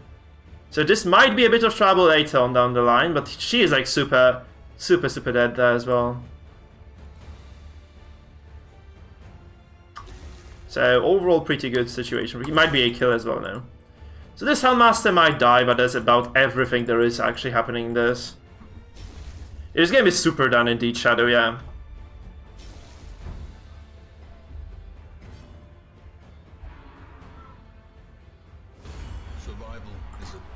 Oh no, but I play a lot of compositions. Like, that's the first time I play stun, honestly, in a long time. I haven't been playing stun at all. I'm just testing a new comp, because this was something that we kind of saw appear during the tournament overall. It was pretty cool, so I'm just kind of trying to test it. Oh god, no, no, no, no, no, no, no, no. 8.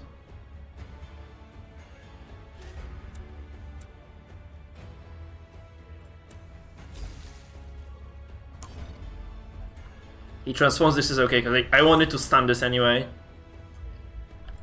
Even the aged oak will fall to the tempest's winds. And I just heal the... I don't have to heal the Crusader, I can, because there's nothing else I really need to do there, so... Although she takes 6 damage per turn, so maybe healing isn't exactly the right... I can heal the A-bomb, I think, that's the right call here. Yeah.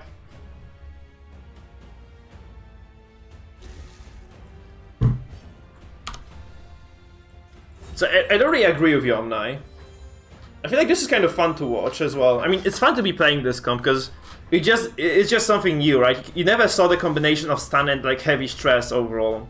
It was usually like one or the other, and this is like a combination of two others where this comp is just very slow, methodical. I feel like this is kind of good strategic team. So I wouldn't be complaining about seeing this. This is like new as well. You haven't seen this before. I've never seen this on the ladder before I put it together, so it's kind of a new thing. New team on the block, guys. This is the new team on the block.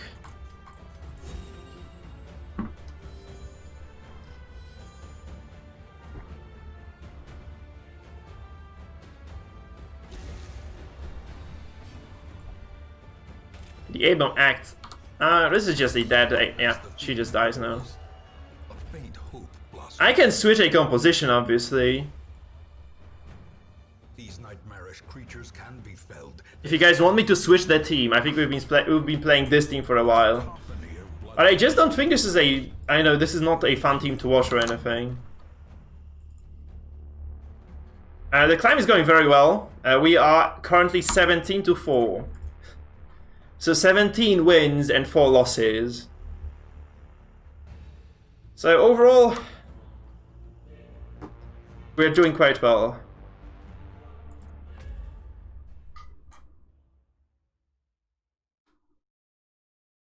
But I actually struggled with this team a lot before. Like in the past, I actually played this. I don't think this is still in the win in my match history.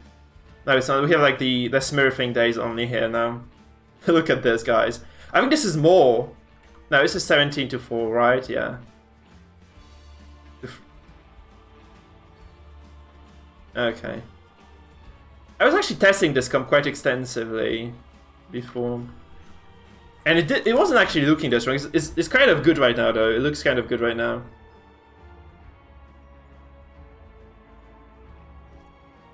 Oh yeah, in taking the... I really like the Crusader, that's why. And he's called Joseph as well. Like, why wouldn't you want to take Joseph on your team?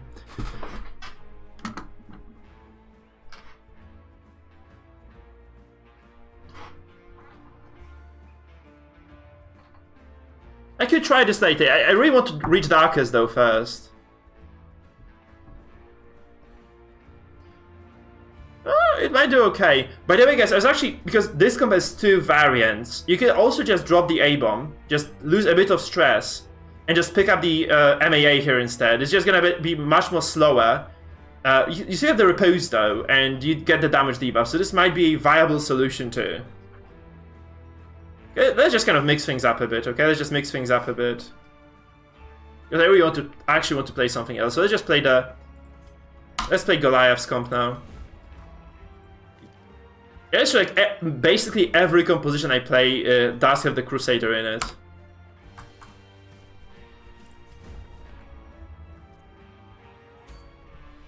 The Ringmaster demands a challenger. Wait, I actually need to check the trinkets before I do anything there. Oh,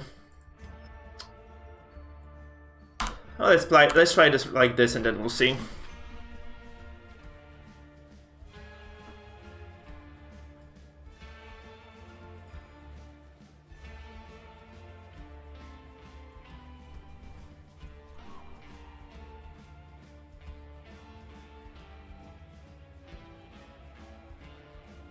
I don't think Days comps are that good. Like, I mean, like, the comp that sorry guys, the comp that Mangle suggested is a Days comp, right? This might be strong. So we could actually Mangle, I don't want to kind of try this from the get-go because you know what this comp does best. So, Mangle, would you like to actually show this off on the stream? Oh, this is Zapine again. Look. So Mangle, would you actually like to try this composition on stream? Like, you know, play this against somebody, like maybe test against me or test it against another player. Zapine said that he's queuing, so I kind of didn't read this on time. Sorry, Zapine, that's my bad. So you could do like a viewer game later, and we will just get, you know, we'll get entirely doomed versus someone. Just to test the composition. I think this is the smart thing to do. We could do this for sure. We can do it after this fight, I think. We can just do it after this fight. Because I really want to see Mangle's comp. I really want to see Mangle's comp. I'm very curious because, like, you know, if you're an author of a comp, you can really teach people how to use it. And I'm very curious because this is like another comp I could put in a video as well. You know, it's like kind of another thing I could use as a guide. So Zoko and Entirely Doomed, can you add each other?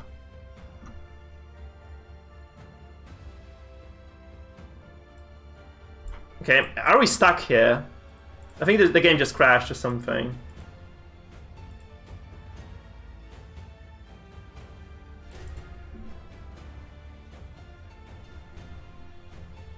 Yeah. Okay, we're Gucci, guys. We're Gucci, actually. It's all alright.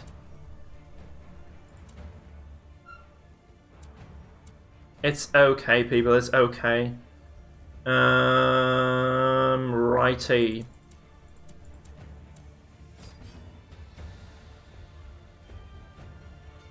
I can just purge this, right? Oh wait, holy shit. I was reading the chat, I didn't notice. Okay, GG, man. Shit! Okay, there is no point playing this. Well played. Missing the leopard turn is crucial. I don't have the revenge. I wasn't paying attention at all. I was just not paying attention. Shit. Ah, right. Fuck me. I'm gonna queue again then. There's just no point playing if you miss your Lepers first turn. I was just kind of reading the chat, guys. I missed my turn completely. Fuck. Let's go again. Let's go again. Hey, hello there, Dino. Hello there, Dino, indeed. I'm sorry, Zapine. We could have had like a nice fight, I think, but I just slept on that. I just slept on that.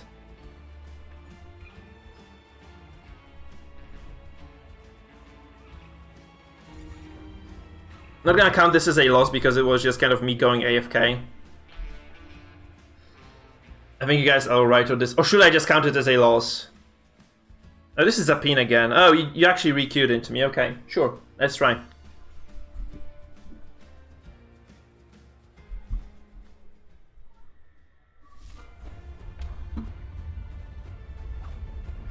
Guys, again, if you are enjoying yourselves, remember you can always follow, subscribe, and also become members of my channel. Membership costs $3. You can do it on YouTube. If you're on Twitch, you can just go to my YouTube channel in the description, and you get like a lot of nice perks for this. You get access to special emotes as well, and overall it's just a nice bunch of benefits for you people. So I feel like this is just a good thing you can do to support the channel and also get some access to some exclusive perks indeed.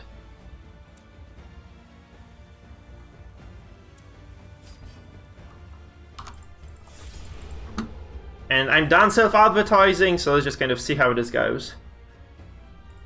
I kind of wanted to purge this this flat, but it's kind of a wasted turn then, because I should be hewing this, so I think I'll just hew from the next turn on.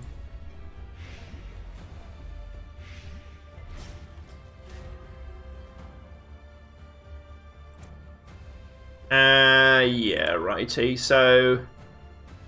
This being said, I don't think I really need to be doing anything special with the Jester right now, so I can just go for... I mean, I'm a damage comp, right? I should just stand the flash, I guess. And just play forward afterwards. Oh god, again. Like, this is not my day for stuns. Oh, this is not my day for stuns. Look at this. Like, there's another freaking stun missing.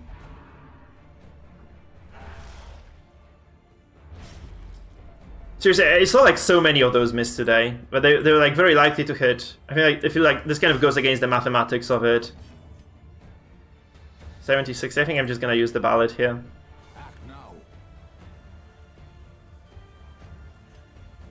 Yeah, I need to ballad this, I think, because I may just waste a turn there if I don't do this. But he's like, Leper is more vulnerable. This guy is not playing damage, like he's playing stress. So this means Leper is kind of okay against that. So it doesn't hurt me even remotely as much as you would imagine.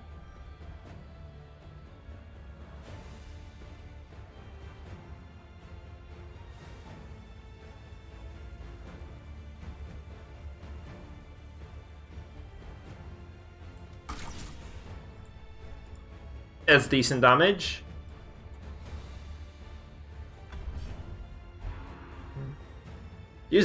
Okay, this is good for him because he just basically, this is very smart play against Leper specifically, because this means you basically take way less damage than you normally would be taking. Because this gives you like a lot of defenses, right? This gives you a lot of defenses. It's like 60% protection and 30% protection. This will be like almost negligible damage from this Leper. Yeah, look at this. That's not much at all. You can also just redeem now. You can just redeem the doggo, right? I think he has my number here. I don't think this comp can do much against what he has put together. I thought about this, yeah, but we have been seeing a lot of movement on the ladder recently. I was actually running Leper with double damage for a long time, but it just seemingly didn't work out that well for me.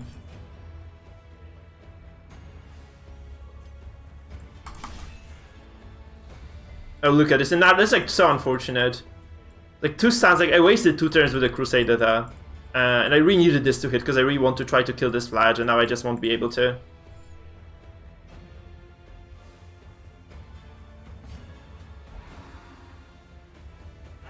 That's very unfortunate. Also might have to heal this Jester right now, just, yeah, that's super sad, honestly. I can just kind of turn this around though. I mean, no, this doesn't make sense, because he has the healing available now, so... I think I'm just done here in this fight. Because the Jester isn't dodging, and yeah, he's just doing way more than I am. Obviously, I'm just gonna play this out. This is not looking too good for me. Like, I needed 2 stuns to land, and I would have been in such a different position then. Like, even a single of those stuns would have landed, I was gonna still be alright. So, this being said, that's just super, super unfortunate.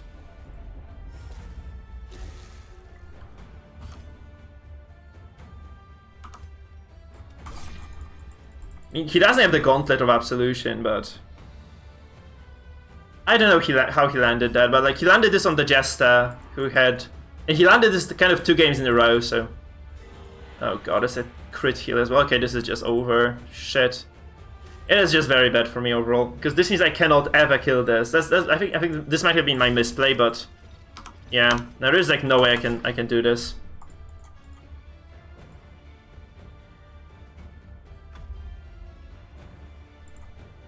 Yeah, if I had Chop, maybe then I could have just focused the MA, but then again he has so much protection, right? Yeah. Flagellant doesn't counter Leper specifically. He counters my my particular Leper here because I don't have the Chop. And Chop would have definitely done better in this fight. So this is the major issue, I think.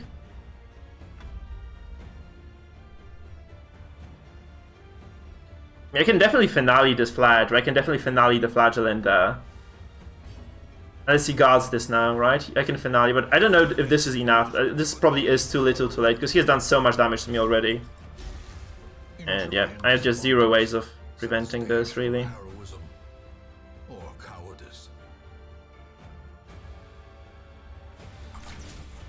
No, it's over. It's over, guys. It is over.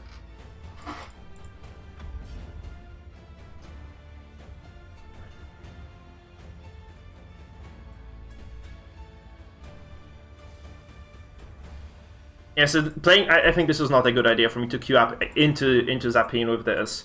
Because the previous comp was okay against him, but this is just not fine at all. This is just getting terribly destroyed. Oh god, also... that's unnecessarily bad for me too, because I really didn't need this. What I wanted to have happen here is actually not a crit that would have healed his Flag. I also have to use the finale here, because otherwise I just don't do anything this fight at all. Yeah, this could kill... yeah. Risky, very risky to try to crit this, in fact, so... I'm gonna do it. And I have 0 damage done, like, look at this. This basically just negated all the damage I did in this fight. So this Flagellant just got... I mean, this Leopard just got super hard countered by this MAA, and it's just not looking too good for me because of that. I have to be healing now as well, which I really don't want to be doing, but this is the only thing I can do right now. I can only heal, and try to persevere, but that's just not looking too good at all. If this would have been a very different fight, I would also hit my stuns, because I could have just pressured this guy into oblivion very quickly, right?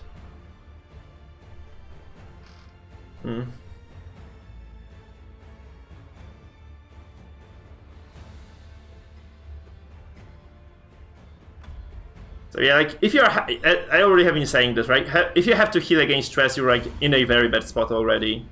And I have to heal against stress, so I'm just gonna lose this. Very sad. Really sad.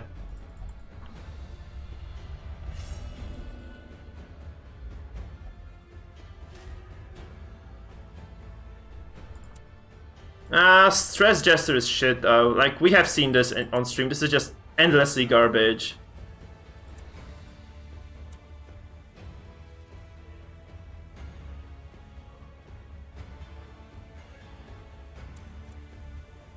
I can wait for this protection to dissipate as well. I just have to wait for this. I need to heal myself as well, because those dots are just gonna wear me down otherwise. So it's just so much trouble for me. Yeah, I know, Omni. This is just, I think this is just unwinnable for this comp. I would have needed to kill this Flagellant or this Houndmaster very early on into this fight. Otherwise, it was just always gonna look like this.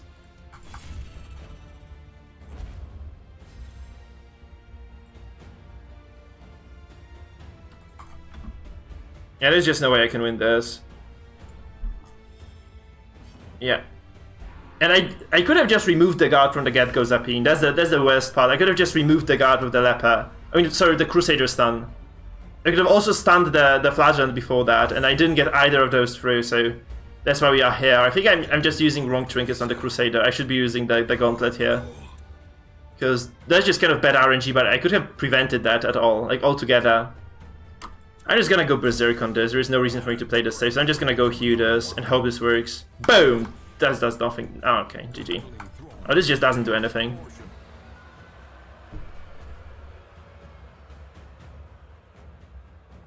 No, I can't win this.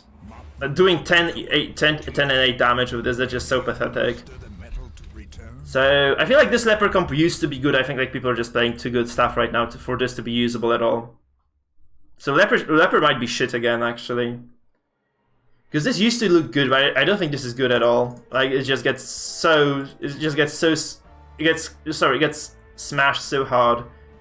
So yeah, I'm not too happy about that performance there. Let's try this, maybe. Honestly, I'm just gonna go full berserk here. Let's just go berserk on this. Although this is kind of good. It's kind of a shame not taking this on this composition, because you have so much damage otherwise. This sets up finales very nicely though, so... Sure, GG.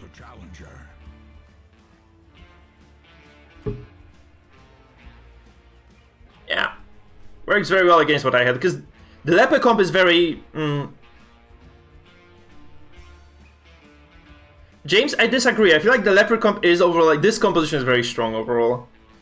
But I feel like I just got matched into the most unfortunate opponent I could have. Like, he's just running something that directly counters me.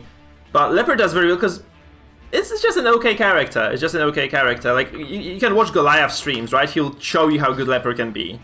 I'm just not that great with this composition, perhaps. Goliath can definitely show you that this comp can shine. But it takes just so long for this comp to take off. Like, you waste the entire first turn of a fight to take off at all. So that's the big problem, right? I have to count this as a loss, by the way, because we lost that one. That was kind of sad. But I don't feel like this comp can ever win against what he had there, so... There is that. There is simply that. I have to stun this Crusader as well, I think. Although, no, I have to stun the A-bomb. I have to stun the A-bomb, in fact. Because if I don't stun the A-bomb, I get pushed back with the... I can just push the A-bomb myself, actually. I can just purge the Abomination from the get-go. I think this is the smartest move of them all. Just getting the A-bomb out of the way. Because you can purge it, you can remove the stun, but you cannot just, you know, do anything with the A-bomb right now. He has to just move him once. Or he has to just use the Bola. So that's very big for me overall.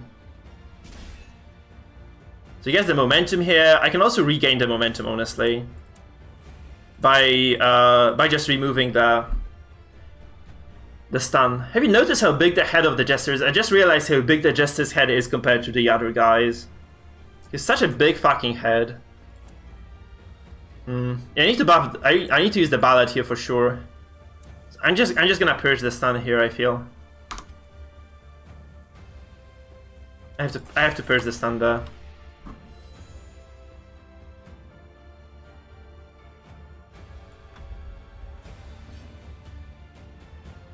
Yeah, sure, James, but you can just go to my YouTube channel, just browse through the videos. There are quite a few strong, like very strong meta compositions that I've been playing against. I've been playing with the leper, and it just manages those fights very, very well. So I have to disagree. Like I feel like leper is not like entirely useless, at least. We just stun this, right? We just stun the Crusader. This is like the more confident thing we can do here. I should have also just used the ballad from the get-go. I don't know why I didn't do this. I could have just used the ballad there.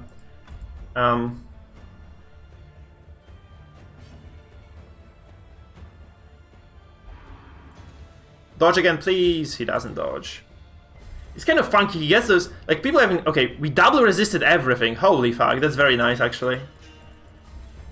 So right now, this leper has a bunch of accuracy. He doesn't have the revenge though, but I feel like buffing revenge right now would just take away a lot of momentum. So I don't want to do this. I really don't want to use that. So I'm just gonna probably heal this now. I could try to stun the Jester actually as well. I could try to double stun this. No, I don't want to be doing this actually. Shit, because you can just purge the stuns. I'm just gonna go for that. Was a mistake. That activation was a mistake. That is right. So I should not have activated the Crusader at all there. That was the big mistake there. Oh yeah, he can slam my leper. Shit as well. That's true. I should have just used my leper from the get-go. Fuck, he doesn't realize this though. He doesn't realize this, look. Dodge. No, he doesn't dodge. That's fine, that's fine. So I'm just gonna use my abilities now. He dodges. Fuck, how does he dodge this? How do you fucking dodge this? Like, I have 30 bonus accuracy. I mean, obviously, he has like 30% dodge chance there. I think he like 30% dodge chance there, so it's okay. It's fine. This is not fine though. Like, losing the Jester stand like this is not fine. I probably need to cleanse this as well, because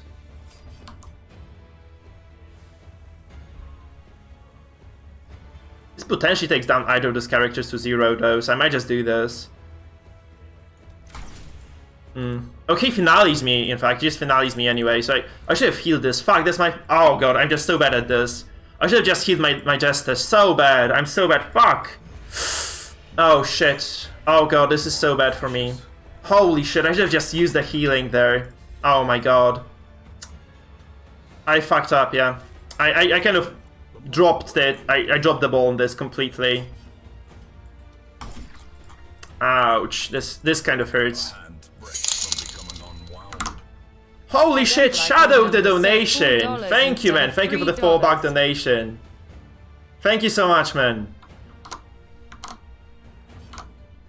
Thank you so much, Shadow.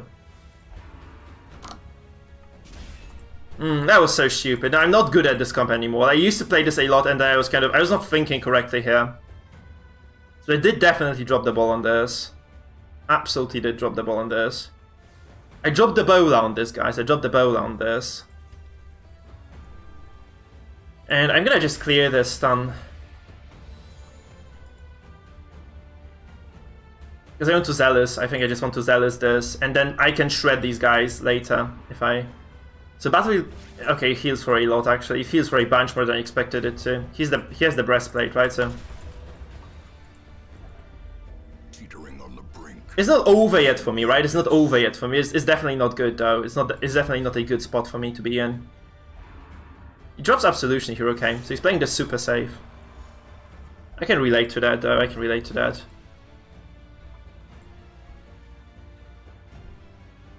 The finish is the Jester. The finish is the Jester. Yeah, the animation, by the way, guys, yes, the animation was made by Omnipeasant. The animation was made by Omnipeasant. Indeed. Indeed, my boys. It was. He can keep double healing this. I'm just eventually gonna be able to get those death blows through. So I think I still have a decent damage advantage, so I might just be able to kill him eventually, because he cannot just out-heal every single time. So you can use the healing with the Arbalest, you can use the Absolution obviously, but this is gonna just be constant rotation of healing for him. I don't think this is good at all. So he goes for a stun, it's kind of risky, so I'm just gonna kill the Aba if I get lucky there, I guess. I can also just clean the stun again, yeah, I think this is smarter, because then I get double damage. This is better for me, like getting those double damage shots there. He might just push me out though, but then he risks dying too with the A-bomb.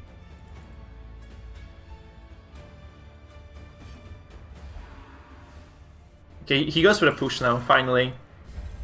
Gnawing uncertainty. He goes for a push here, and this means I can just, I can just spear. Okay, I resisted. This is so nice. Look at this. We resisted that. This means I can just go for double kill potentially. Yes! Okay. Holy shit! That was so lucky. 25%. Oh, he has the padlock. Yeah, that's so unfortunate. Yeah. Okay, he's kind of dead now, I think. Oh, I lose the Crusader then. I lose the Crusader. It's not entirely over yet. I can purge those corpses, right? If he kills me here, he might. Yeah, I just purge those corpses. Then he is like he's stuck in front there. That was Pog champ. That was really Pog. This was Poggers, guys. So just purge this now, and we get an inner Jester here and an Arbalest stuck in this setup here. The problem, however, is that she has movement possibility. She can bowl at me, right? She can just bowl at me, so that's kind of bad for me. If she moves me twice, I'm gonna kind of get locked out of this. So I just have to pressure her before she gets to do this. Honestly, I just have to pressure her before she gets to do this, and it's just not enough damage. I might lose this still. I mean, especially that this is the. I mean, Jester's corpse might go away very soon, so that's the nice part. Jester's corpse might just go away very, very soon. So I just have to use the Hue before she gets to push me, and this does enough to break the Jester to Death's Door. This might still be close. But the Jester died turn 2, so this corpse is very soon going to dissipate, right? You have 60% move rest, maybe he does. Oh, he moves me in the right direction as well. Holy shit. That's so fortunate for me.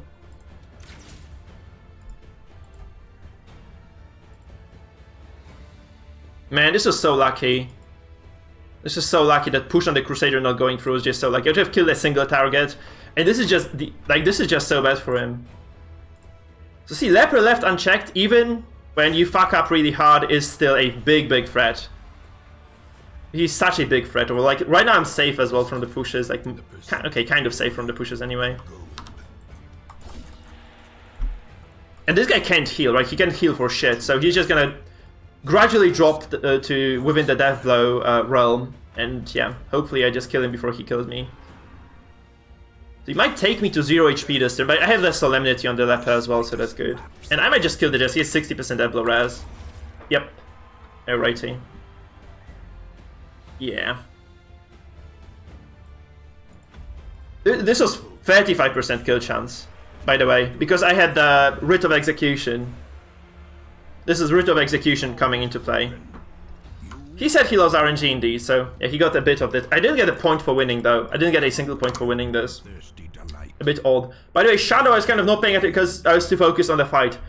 Huge kudos to Shadow for donating to the stream. Man, you're a god walking the earth. Seriously, thank you so much, my man. And guys, this brings me to repeating myself like a broken record. If you guys want to join the stream, like kind of see me more often, you can both follow me on Twitch and subscribe to me on YouTube. There's also a membership option available. And finally, Sis will probably spam this right now. You can also join our Discord. Sis, bring it up, bring our Discord link. Yeah, that's gonna be viewer games right now, indeed. So I'm just gonna get the wait, I need to kind of bring up the links. Here are all the links, guys. So, membership link. You can also click below my YouTube channel. This is basically a Twitch subscription, just that it's cheaper, and I get the same amount of money from this. So $3, and I get like $2 something for your $3 of that. And then we have the Twitch channel link. You can follow me on Twitch if you prefer Twitch to YouTube. And finally, join our community Discord. We're like 150 people there, very passionate about all games we're playing on stream. So it would be very nice if you guys were just kind of a part of this, I guess. You can communicate with others. We have like a lot of cool builds coming. Like most of the meta builds right now that we have being played have been born on this Discord. So if you want to look for some cool meta builds, it's probably the place to go. And this being said, yeah, Dino we can fight. Like we're gonna do some 1v1s then. Okay, we're gonna do some 1v1s because I think we're like a lot of people who want to fight. And I have like, I don't know, 40-50 minutes until I have to finish the stream now. So we'll do a couple of like 1v1s between the viewers. So, Dino, I hope... Do you mind if we just do Zoko versus Doomed first? Because I promised the guys the chance to fight first. And if you're okay with this, let's just go to our Discord right now and just join the voice channel, guys. Just be on the voice channel. So instead of going into a conversation right now, we have the voice channel called Competitive Matches. You can just go there on Discord. And you can just, we can just kind of stream from there. So I feel this is a better option. It's easier. So sure. So we'll do like Shadow versus Dino second. Okay, we'll do Shadow versus Dino second.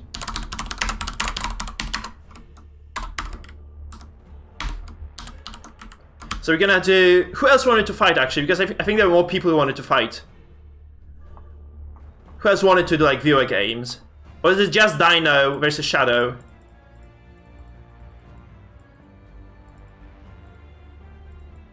Okay, we could like 1v1 then. We could see like who is the best of those guys. Because I think we could do like a couple of matches then. So we can do like wait, we can do like 1 versus 1 versus 1 versus 1. So like an FFA, that's called FFA, right? And the tournament isn't here still. Like, I need to kind of get the schedule going. And I'm gonna post the details tomorrow, I think.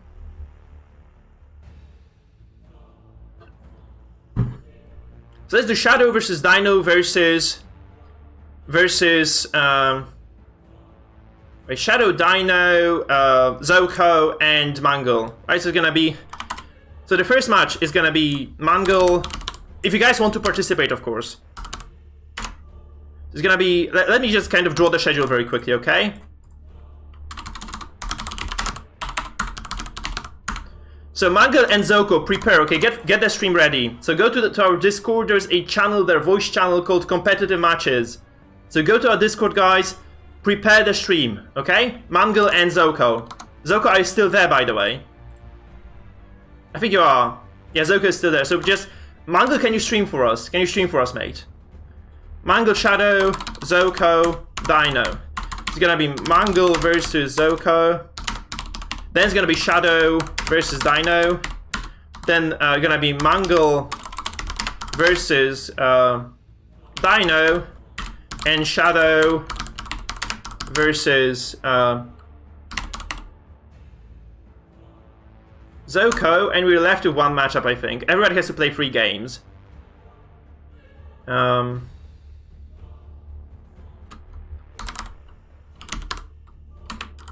versus Shadow. There's a lot of games, actually. There's a lot of games. We'll try to do all of those. Okay, so Zoko, Mangle, they're getting ready for the matchup. Guys, there are no rules here. Just pick a single composition and you go into the game, okay? Oh, guys, you're actually playing already. Shit. No, we're not playing. Okay, we're not playing yet. So give me a second. I need to kind of write the schedule for the fights. I mean, it's gonna be 6 fights, right? All together. So Shadow is 3 times. There's Zoko versus Dino. Okay, so that's what we have here, guys. That's what we have here.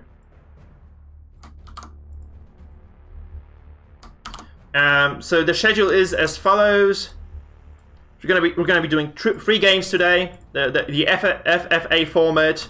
So you have Mangle versus Zoko, then Shadow versus Dino, then Mangle versus Dino, then Shadow versus Zoko, then Mangle versus Shadow, then Zoko versus Dino.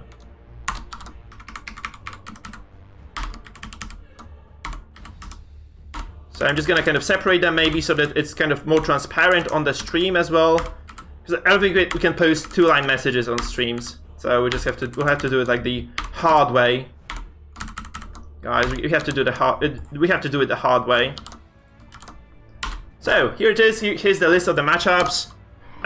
Again, in a clearer format, and we're just gonna go into the match number 1 very, very soon. I need to set the switch, kind of flip the switch here on my DD. I need to. So we have 4 players. So it's Dino, Zoko, Mangle, and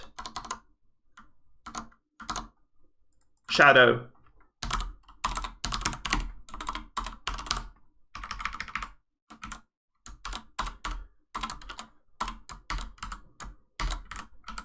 It should pop up on your screens right now. So it's gonna be 0 points right now. We're playing like an FFA right now. Sis, do you want to cast with me, or you don't have time for that? Ventus Will, thank you for the follow, my man. Welcome to the dungeon. Guys, we're kind of building up the viewer base today. We have so many new followers. What a good stream it is, isn't it? In it, guys, in it. So, there's gonna be there's gonna be an FFA between Dino, Zoko, Mangle, Shadow. Epic. Sis, can you join us? Or do I just cast it alone? I'm fine casting this alone, by the way. So all this being said, let's just go into the stream right now. And you guys, I'm ready to go. If you are ready, I'm ready as well. I'd prefer you guys to go second, if possible. Right, guys, so let's do it. Game number 1 of this FFA is Mangled Cadaver versus Zoko. If Zoko agrees, you can go second, by the way, guys, yes. And we're going into the game number 1 right now. We can see this very strange composition by Mangle, who has built it relying on this very heavy damage stacking there. So we have the Shield Breaker who uses Daze. We have the Crusader who uses Stun. And then we have the Heartseeker BH, who's just capitalizing on 100% damage bonus that comes from that. This is just a very peculiar composition. We have not seen this before. And this means that it's just going to be such an interesting game. We're just basically playtesting this composition right now. It looks like a power comp right now from my perspective anyway. So Mangle is Darkest One, by the way, you have to remember that. So he's going to be quite a ferocious opponent in this FFA tournament. So we'll just kind of tally up the points at the end. If there's a tie, we'll just kind of call it not even. We'll just say that, you know, we'll basically just do a final match between the people who are even in terms of the points. So let's just see how this pans out, guys. Let's just see how this pans out. We have the very peculiar Captivate here used by the Shield Breaker. She's using this in order to place Daze on somebody, and this is actually stackable with Highwayman's with Crusader Stun, and you can stun this on top of the other, and then this way you get bonus 90% damage, and this means that the BH is just going to murder you alive. Seriously, the BH is just going to murder you within a single turn. It's very, very powerful in terms of that particular thing. But this comp is vulnerable to stuns, as we can see, because this means that right now that we cannot have this double. We kind of can have this double stun, honestly, because this Vessel can still drop the stun on that. But I feel like Mangle just wants to capitalize on this Jester as well. He wants to just get the stun through on the Jester, which will mean that you get this small lead this way, right? Just kind of keeping the Jester at bay, removing the chance for him to stack the damage is very important. And yes, indeed, we have Daze and Stun that do stack, and that's very, very potent for us. Says, do you want to dual cast, actually? Do you want to join the dual cast with me? For the following games. You can just drop in, by the way, because we are on Discord channel. This is like the open Discord channel that we have. You can just kind of see it. So since we want to just kind of join the cast, then yes. Actually, by the way, I feel like it is, because stuns and dazes are very similar. So I feel like this should kind of stack together. This should stack together indeed. Yeah, he gets a stun on the. I think he was trying to delay this, because he goes first. So he's just trying to delay the stun. He wants this Highwayman to use his turn and then to stun him, actually, because there's no use stunning the Highwayman right now. He is only going to I think shoot himself back to row number 3, row number 2 that is. So this point blank is just going to mean that there's no repose coming through this turn. And that's kind of good for Mangle, honestly. This PBS could have done a bit more damage, obviously, but this is just 13 coming through from this Highwayman. And this probably means this kind of leads to a stun on the Highwayman right now. And this will be followed up by the Vestal. So if this Highwayman just removes, like loses the stun right now, the Vestal is going to restun this. So this is very important in this particular situation to, first of all, be consistently removing the stuns. And I think more importantly, however, it's very important to actually, it's more important to just manage those dazes too. So you have to kind of probably keep this BH in check. I feel like this is the right course of action for Zoko right now. Just instead of trying to stun the Crusader, which obviously gives him some board control, it might be a bit smarter to just try and stun the BH, because the BH is like such a huge glass cannon right now. With this Heartseeker, yeah, it's a Heartseeker, and the damage bonuses, it's just so much, such a huge benefit, such a huge bonus for Mangle. And at the very same time, however, if you just keep this BH in check, this might mean that there is no damage coming through from Mangle, because this is just a single, like, one-man damage composition, really. However, you have to remember that finish him is also an execution, by the way, so this might mean that this Highwayman is obviously going to drop to 0 now, and might just very easily die this turn or on the following turn. So it's quite important that these things go through. So let's see, like, we have double stun on Zoko's part right now. This stun is removed right now, but this Highwayman is on death's door. This means like this Highwayman just dies with 0 recalls. Like, you can just get the execution right now if you're Mangle, and I think like he's just gonna do it, right? There's no reason not to be getting that kill right now. I wonder whether he's just trolling us or hesitating, or he doesn't realize he can just get the kill for free, because he can definitely get the kill for free right now. Just chop this guy down. You have trophy free. You basically are in a very, very advantageous situation, because you have double stuns and you are in a 4v3. This is just the biggest thing possible that you can achieve with this comp. So you can see how solid it is, right? It's quite versatile. You have some semblance of sustain. Obviously, no Jester might be a small detriment. This means you don't get you're working with quite low accuracy, and at the very same time you don't have the ballad. So that's quite big of a disadvantage for Mangle here in this particular fight. Obviously, no way to remove the stuns might also be quite an issue, so perhaps ditching this Crusader Vestal core for an Arbalest might also yield some interesting results. This being said, Mangle in a very, very good position in this particular game. He is getting all those blows. He's cutting Zoko's heart open right now. I feel like there's very little Zoko can do to counteract this, because double stuns, don't get me wrong, is just very hard to manage.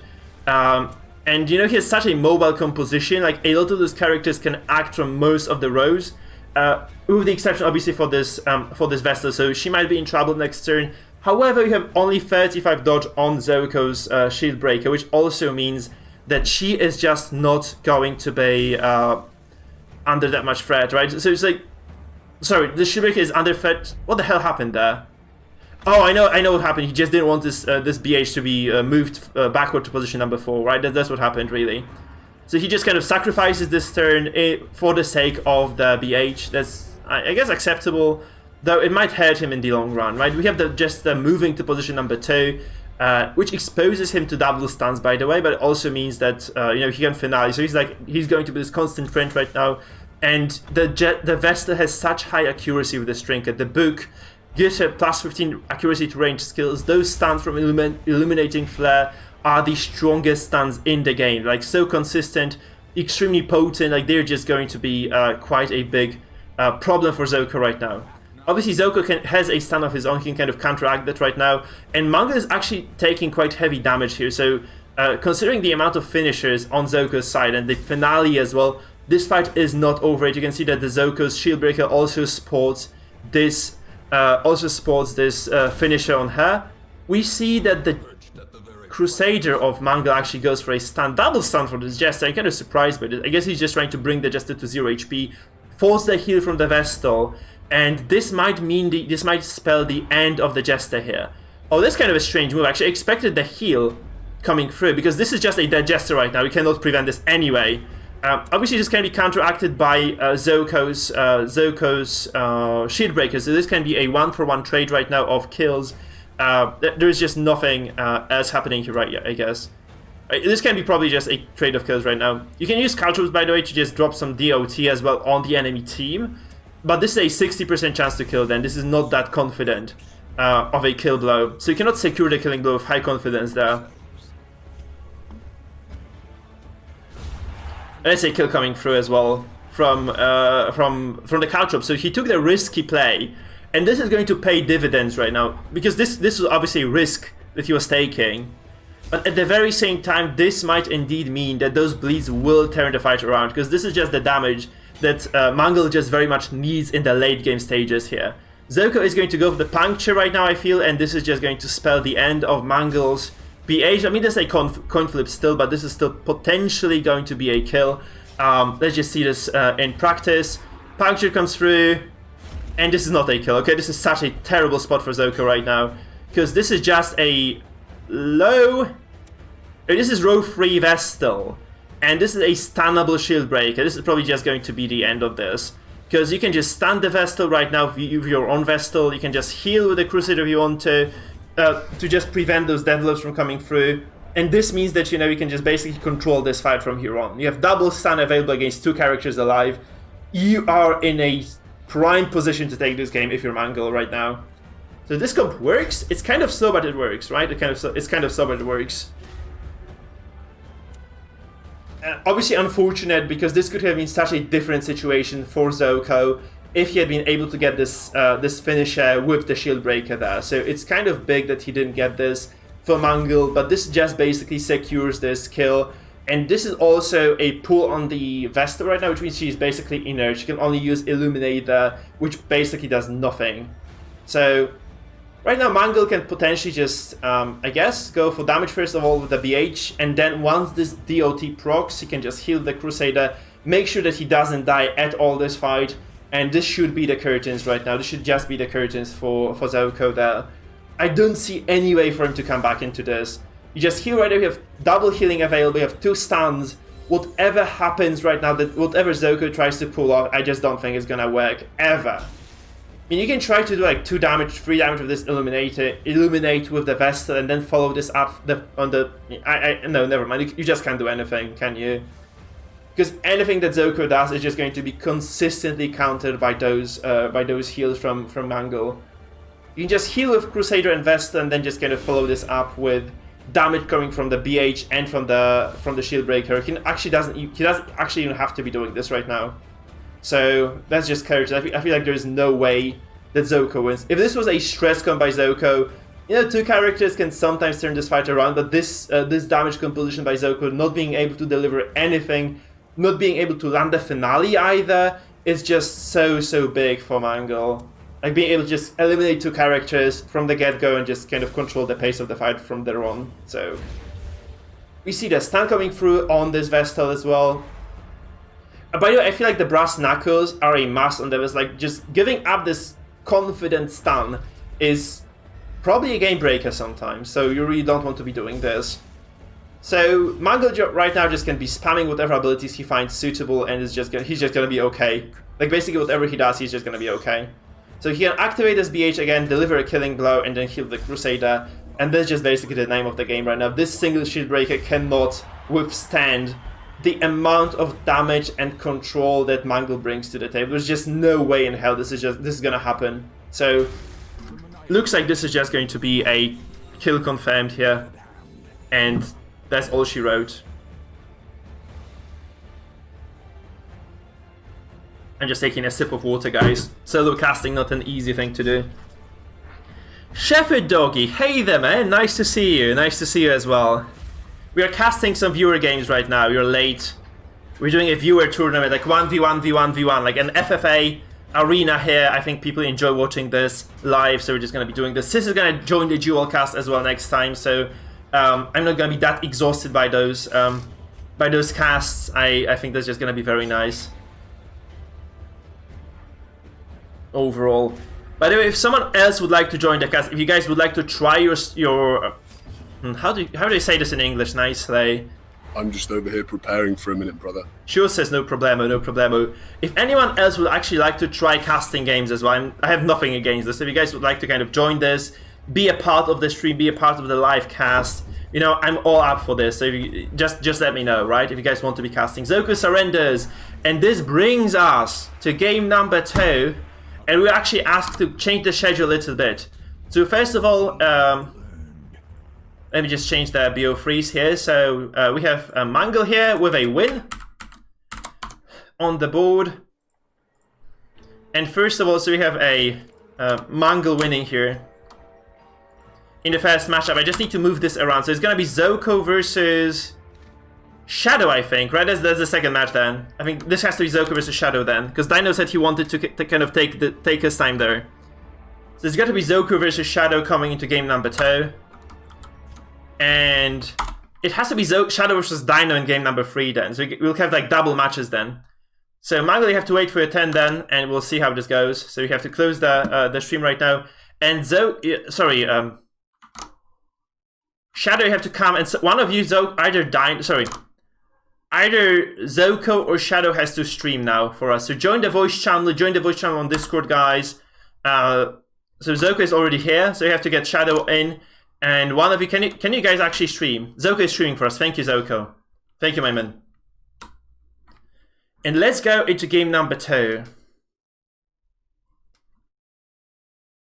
I think this is just Zoko Cup, isn't it? I think this was just the Zoko Cup, guys. So it's gonna be game number 2, Zoko versus Shadow. Let's go. Would you like me to help you out now, my friend? If you want to join, sure, go ahead, man. Go ahead. By all means, just I really don't mind, man. I really don't mind. It's up to you. Yeah, please do. It's gonna be easier for me to kind of keep casting then. I don't have that much, you know, prowess to keep casting all day long. So if you can just kind of help and pitch in. You could have fooled me. You're doing a very fucking good job. I know, but you're also excellent at casting. I think it kind of brings a lot to the podcast as well if you join me. Because you have a lot of cool ideas. You probably see things I don't see as well. So it kind of, you know, we kind of help each other this way.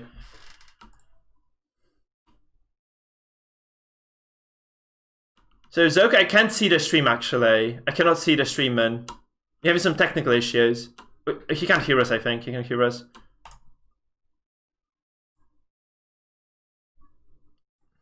Okay, so I think it's loading now. It's loading now. Slowly, but it is. I'm getting no loading from mine, unfortunately, brother. So maybe Shadow can stream. Maybe Shadow can stream. Let's see if Shadow is streaming as well.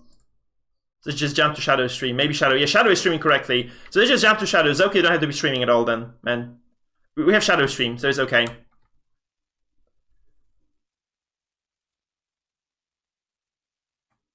I've just been informed that I've got some food delivered, so I might pop out about halfway through this game, unfortunately. Sure, no problem.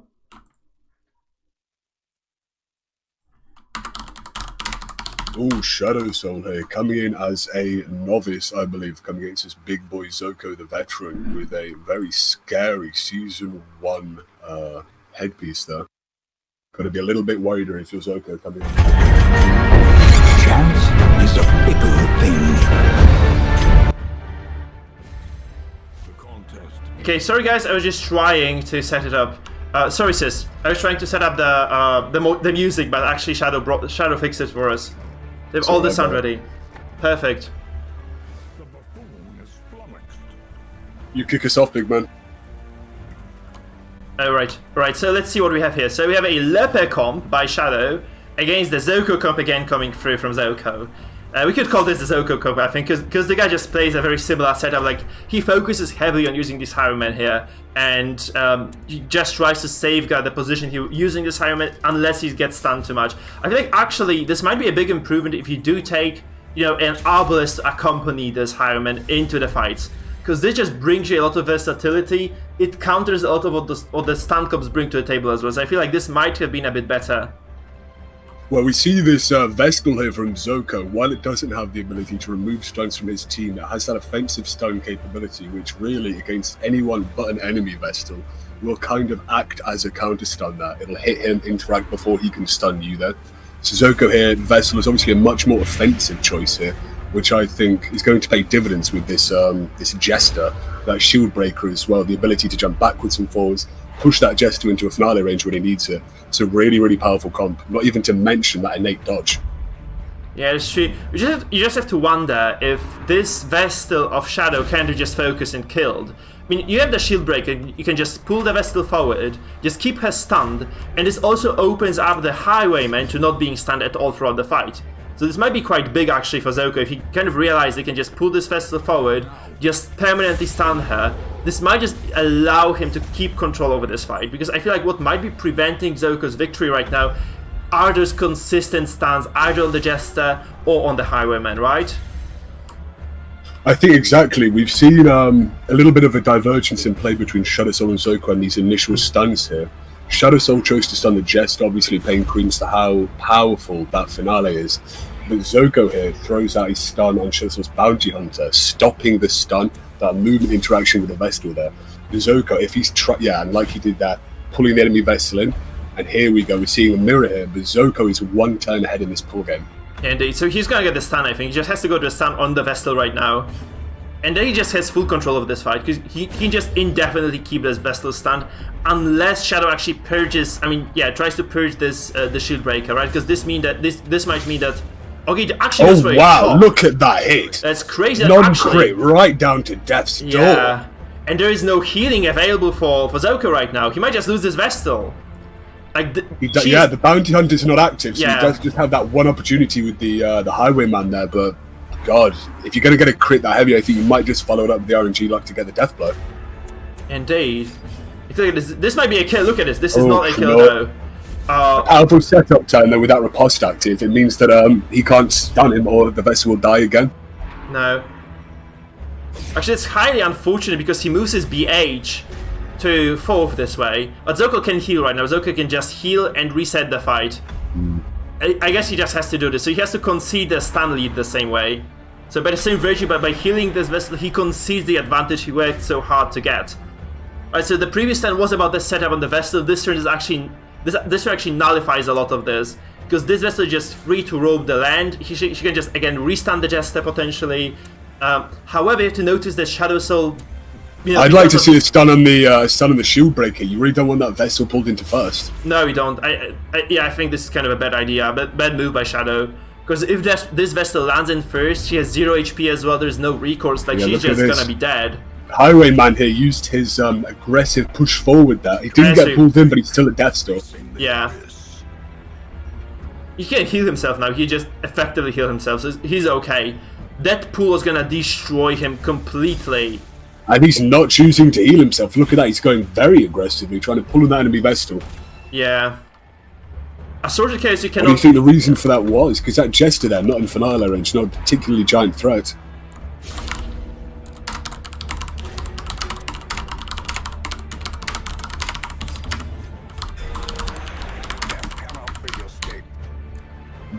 monster heal there from Shadow Soul's Vestal, putting him right back to full health, effectively resetting this match for him here. Okay, we get the Dexter coming through as well from Zoko's Jester. I don't really feel like this fight has gone anywhere. Like, we're basically at the open at the state of the game as far as this game goes, really. Like, I mean, if Zoko pulls him in here, we could see Shadow Soul get completely locked down. There we go. He gets the pull eventually. He should have stunned this. I don't know why he has been stunning this this shield breaker from the get-go. It's kind of suspicious, honestly, he has been doing this. Because that's just the biggest threat right now for Shadow Soul. Like, he just is going to waste a lot of time trying to set this Vestal up. Look at these massive hits from this leper, non-crit, straight down to Death's Door. That's a couple of those we've seen in a row now. A couple with that massive heal from the Vestal. I think Shadow Soul here is doing everything in one hit, really putting the pressure on Zoko. I actually forgot how incredibly potent the chop is. I might just start using this on my leper. Because honestly, you see so many flagellants that this heal isn't that useful. And the chop is just going to shred people's faces. Seriously, this is so big. I mean, you can just take your time, right? You can just move this Vestal back, I think. I don't think this is reasonable at all. Oh, Illumination, reasonably effective tool in position one, especially against that shield breaker with 35 dodge. Yeah, but doesn't even hit, doesn't get the opportunity to roll the debuff dice there and see if he does take that 30 dodge hit. But now that Vestal down to 0 health. Things are looking a little bit dicey here. Yeah, you can use this. You can use the Wicked Slice from position 1 as well. I mean, from position 3. So this is kind of cool for the. Yeah, he just does this, right? It's good for the Highwayman to be able to do this because this means that you're just basically probably going to be trading kills right now. So Shadow loses the Vestal potentially. At the very same time, though, Zoko does lose this SB. Oh, this is not a kill confirmed. This is going to be a kill. Is that the second resist we've seen? Yeah, it's going to be a 50-50 right now. This is a death blow, though, in response. This is an issue with his bounty hunter not being in the first 3 ranks there. That was a bit of a risk, not getting the extra death blow chance off the finishing. I mean, I feel Zoko's Jester is so juiced up right now, he might just go for the finale. He might just go for the finale on the BH. I'm surprised he doesn't do this from the get-go. Without a doubt, you take a risk there. Doing it this way, though, doing it this way is effective. He takes the risk on the Vestal there, gets the kill. Now, he can kill the bounty. Oh my lord. You need to pull the trigger on that finale now, before that Jester goes down. You can just heal the Jester though, I think. You can just heal the Jester, play this slow as well. Oh, he just goes for the finale. I mean, you just have to do this, yeah. Also, he gets a kill. This means this Jester is kind of safe. Because you can only reach this with the, I don't know what skills he has. Like, he's got a Wicked Slice zone. Wow, look at that crit again. What is Shadow Soul doing this game? Those damage rotations, Jesus, look at the damage that the Shadow Soul has on this composition. It's preposterous how much he's doing, seriously. Zoko in second there can't use his AoE healing. Oh, he can, of course he can. My bad. Yeah. The problem for Shadow Soul, though, it is the fact that, this Highwayman, honestly, is not going to be able to... this Highwayman is not going to be able to do his advance. We're seeing an issue with him not taking Hugh. Because really, you want to try and spread this damage out on all 3 of them here right now. Get them all in risk of death. It's true. At the same time, this shock has been such a huge tool that Shadow Soul has been utilizing this fight to just get people to 0 HP, 100 to 0 without a mark, without any other source of buff. It's just so big. Just this leper chopping people's heads off. I think this is just what brought Shadow to this game state. Like, he has been able to eliminate that Zoko's character there, like, very early on, and yeah, Zoko doesn't have that big of a, like, that huge of a advantage right now. He has the inner Jester. I mean, interesting enough for Zoko as well, by pulling that Vestal into first, he needs to wait for that body to disappear before he can utilize the point blank shot on the leper. Yeah. Shadow Soul here coming out with massive damage every hit, threatening Death's Door with every single blow. Zoko here trying to whittle them down. But this is very unfortunate this leper is actually in second right now, because this means there's no duelist advance available to Shadow. And he really wants to have this, because this means that this Highwayman is basically unstunnable. Right? Because every single time you try to stun him or do damage to him, he just riposts. And that's just very unfortunate. I feel like Shadow Soul might eventually just want to even move the leper forward, just to prevent that stun from happening. Without a doubt as well. Also to get that purge active, because Zoko here doesn't have the movement he once had with the shield breaker. Yeah. And I think on that point as well, Zoko here has made much better use of his movement than Shadow Soul did.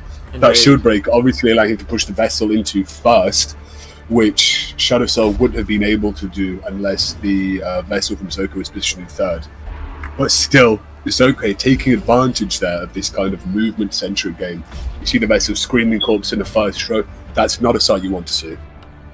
Yeah, also this Divine Comfort doesn't actually provide that much comfort indeed.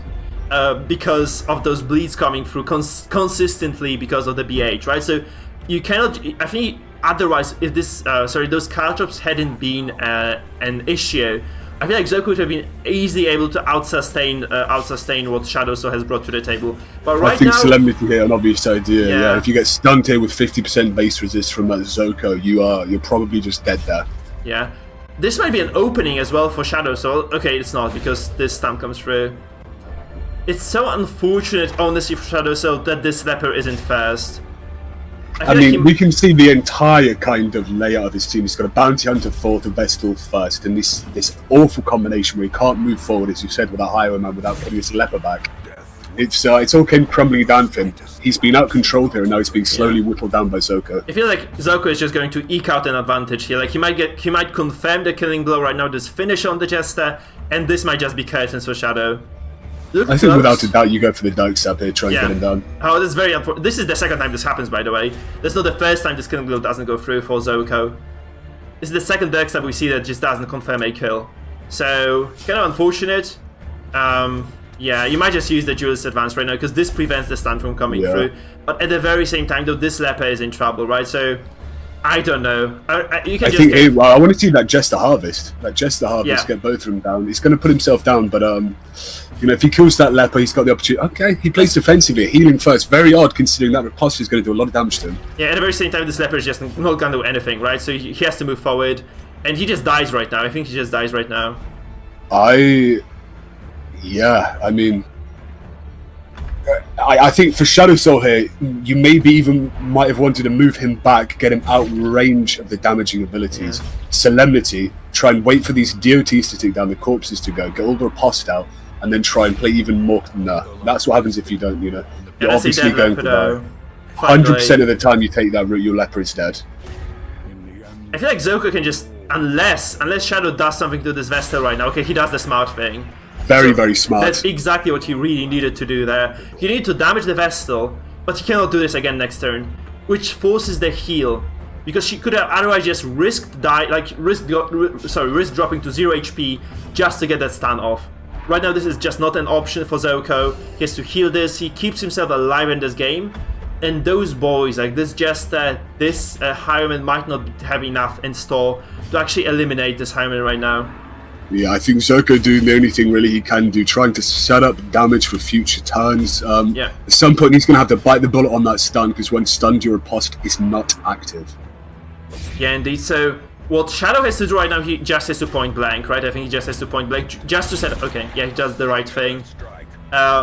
Because this means that he goes and gets another chance to riposte, to use the lunge, right? To use Duelist Advance, which might again threaten the Vestal. So this Vestal right now under constant pressure, she might use the Dazzling Right. He goes for it, he bites the bullet. Yeah, exactly. And this might mean the end of Shadow Soul's. I think either way, Shadow Soul would have been in a lot of trouble here, because the that leper corpse is going to disappear eventually. That riposte is going to drop down. Yeah. Oh, this is a miss though. Come on, man, you just hate to see that. Okay, so this Jester does the Harvest here. This is going to be quite a lengthy fight, I think. Because, again, like, Zoko has to kind of keep this riposte in mind. He has to... Okay, no, never mind, this riposte is gone. So it's just a kill. Zoko just gets this right now, I think. So he does, like, he has to just lead with some damage, I think. This is not the smart turn order at all. But that's okay, this is fine. Like, no matter what Zoko does now, I think he just wins this. Kind of, I'll be back in one moment. Sure, no problem. So Zoko, he goes for a Dark Stab probably. Indeed, he does. And this puts, that's over for Shadow Soul. So Shadow Soul taps out. It's going to be Zoko taking a game of his own as well in this viewer tournament, in this crazy FFA. So We have 2 people with 1 point. We have 2 people with 1 point right now. We have the Mangle, obviously. We have Mangle, we have Zoko as well, eking out those wins. And game number 3 is going to be Zoko right now. Wait, hold on. Let me just see the record. Game 3 is going to be Shadow versus Dino. So Shadow, you can stay here right now. We're just gonna get Dino in, and we'll get this viewer fight going. So it is Shadow versus Dino. So Zoko won a game right now. Let me just record all those on our table on the right hand. On the right hand corner of the screen. So you have Zoko with a win, and Mangle with a big W as well. So that's quite a nice advantage for those 2 guys right now. And let's just see how our boy Shadow performs against Dino in game number 3. So we're almost halfway through this viewer tournament. Perfect. So, guys, just a quick reminder, if you're new to the stream, remember to follow and to subscribe. However, there's also a new feature available to you. You can become members of my YouTube channel, which basically means you can contribute $3 a month to get a special badge and get a special set of emotes available to yourselves as well. Obviously, the biggest thing is that you support my channel, allow me to keep growing, allow me to keep streaming, and so on and so forth. So thank you very much. If you do this, also big kudos to everybody who is already supporting me. So Sis, Joseph, Dino, one more person, shit. I'm bad at names. There's one more person, and Scott. Scott is also a member of our YouTube community, and also big thanks to all those people. Oh, it's someone quite new, Scott. Yeah, Scott indeed. Yeah, Scott is also a supporter. So it's all very, very cool from you people to be doing what you're doing. I'm way behind you, sorry. And let's go into game number 3 this way. So we have Dino Boy taking on our boy Shadow. Both of them 0-0 right now. Dino has not played the game yet, so it's going to be quite an interesting situation for us, I think, going into this game. So let's just see. Dino Boy is already streaming for us. Kudos to Dino. Guys, ready as you are. Ready as you are. Oh man, this is so confusing. Can you do the intro, Sis, because I need to get some food. And then you talk here while you're still talking now. My fucking brain's about to pop. You have chosen this foe. Do not disappoint. Look at this Dino Boy, a terrifying opponent, hailing in from that recent tournament against Shadow Soul, winner of the previous game. A powerful, powerful boy. The contest begins.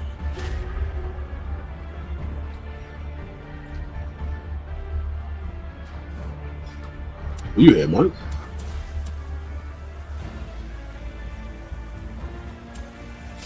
Come back. Let's see how this goes. So we get a pull on the Arbalest very early on. Those are so Shadow Soul has made some changes, right? This is not the same comp. He ditched the Vessel for the Arbalest there. Very peculiar choice.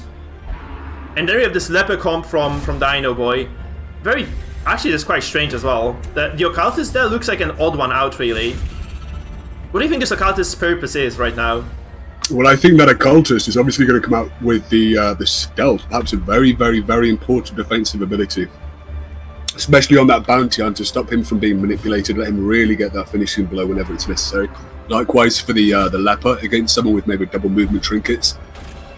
That Stealth could really, really help. Alright. And from there... Okay, so he's probably trying to use the Stealth on the Occultist to secure the Leper in his... I don't know. Honestly, I have no idea. Like, after what you've said, I still have no clue what this Occultist role is. Because that's not a stress comp. As a full movement composition, though, we have to consider this. Like, Shadow's comp... Sorry, Dino's comp is like a full movement comp. Like, we have 4 characters capable of distorting your opponent's position. Exactly. So, this might be the case, but it's kind of odd overall. Like, there's kind of an oddball thing there.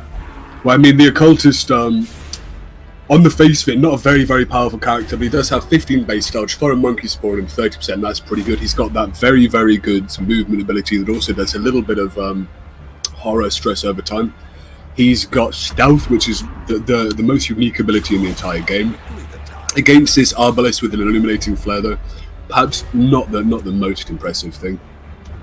The occultist, he can always be kind of pushed back to safety by this shield breaker as well. I think that's perhaps another reason why he's in here. He's kind of more easy to defend in that way.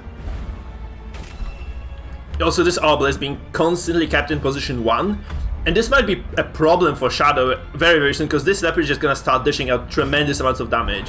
So this might be why he's doing what he's doing here. Although this Bounty Hunter's pool is going to manipulate this occultist to the front, and another pool will actually mean that this leopard ends up in position 3. So this is kind of bad for Dino, really. We are seeing a really remarkable kind of tug of war here, each side pulling each other in, but I think if Shadow Soul is to try and keep up that game against Dino Boy is probably going to take it home. He does have all 4 characters capable of using these movement-heavy abilities, whereas Shadow Soul really only has that one Bounty Hunter. Yeah, but what's kind of... Okay, this is very lucky. This is the best thing Shadow could... Okay, so that's the best thing Dino could have hoped for. Because this means this leopard actually is position 1. It's the biggest advantage you could have actually bargained for. Because this means that the leopard here is just going to be safe for the foreseeable future. And he has like a lot of time right now available. He can just do a lot of damage. This Q doesn't actually do that much. He didn't buff the revenge, right? That's even worse than a pass for Shadow Soul there. That was perhaps even worse than a pass. That actively helped out Dino Boy here.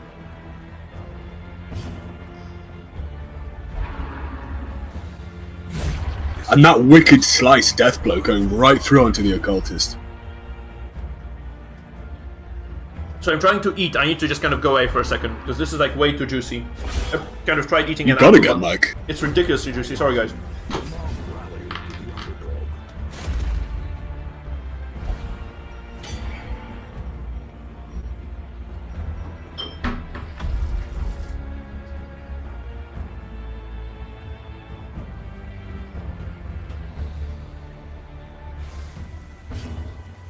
Okay, I'm done making noise. Sorry, guys.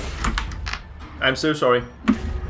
I'm eating right now, lads, watching. Sorry, I'd be casting a little bit more. I'm pretty sure Mike's popped off for some reason, but... Yeah, no, I was eating. I like the juiciest apple I've ever eaten, and it was just kind of... We're both eating at the exact same time, bro. What the fuck is going on? Sorry. I was starving. The stream is kind of extended a bit, so I just needed to eat something, not to, you know, die. It was an apple, guys, an apple. It's a particularly freaking juicy one. So I didn't want to drown my freaking keyboard, you know.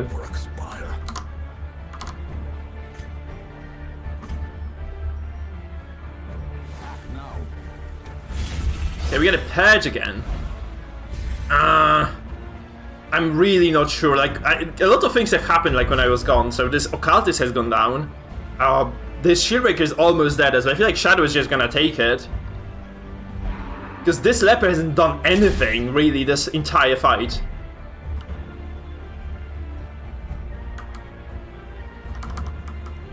I must say, this kebab is fucking delicious. I'm jealous now.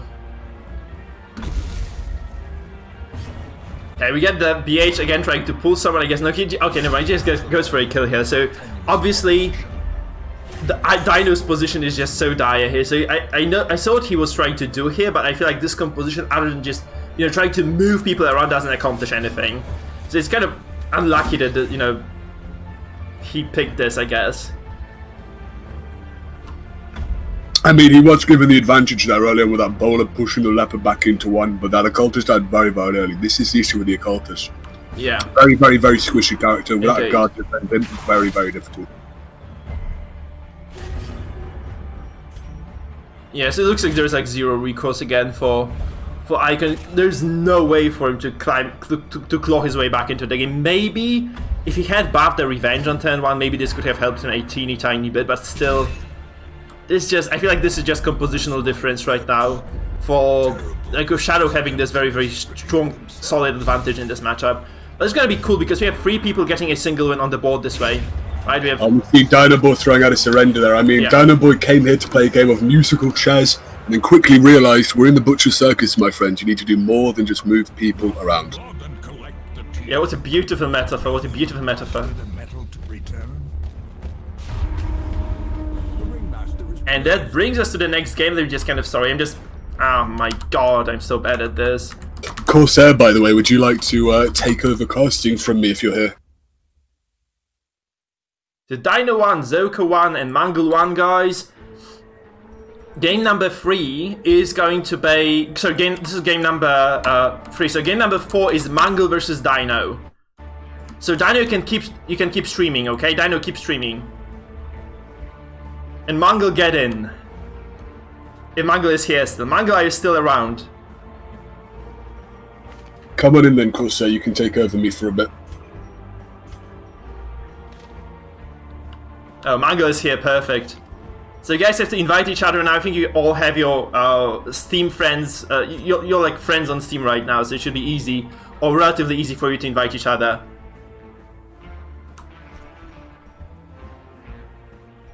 Cool, so we're gonna have Corsair casting with me now. Lovely stuff, guys, lovely stuff. Okay, so actually... Hello. Hey there, Corsair. Nice to hear you. So, okay, I will replace Sis for a while. Perfect, Hope welcome. everyone's fine. So we need still Mangle and Dino to add each other. That's the problem. So those guys are... We're just waiting for that to happen, and then we're just gonna move on to game number 4.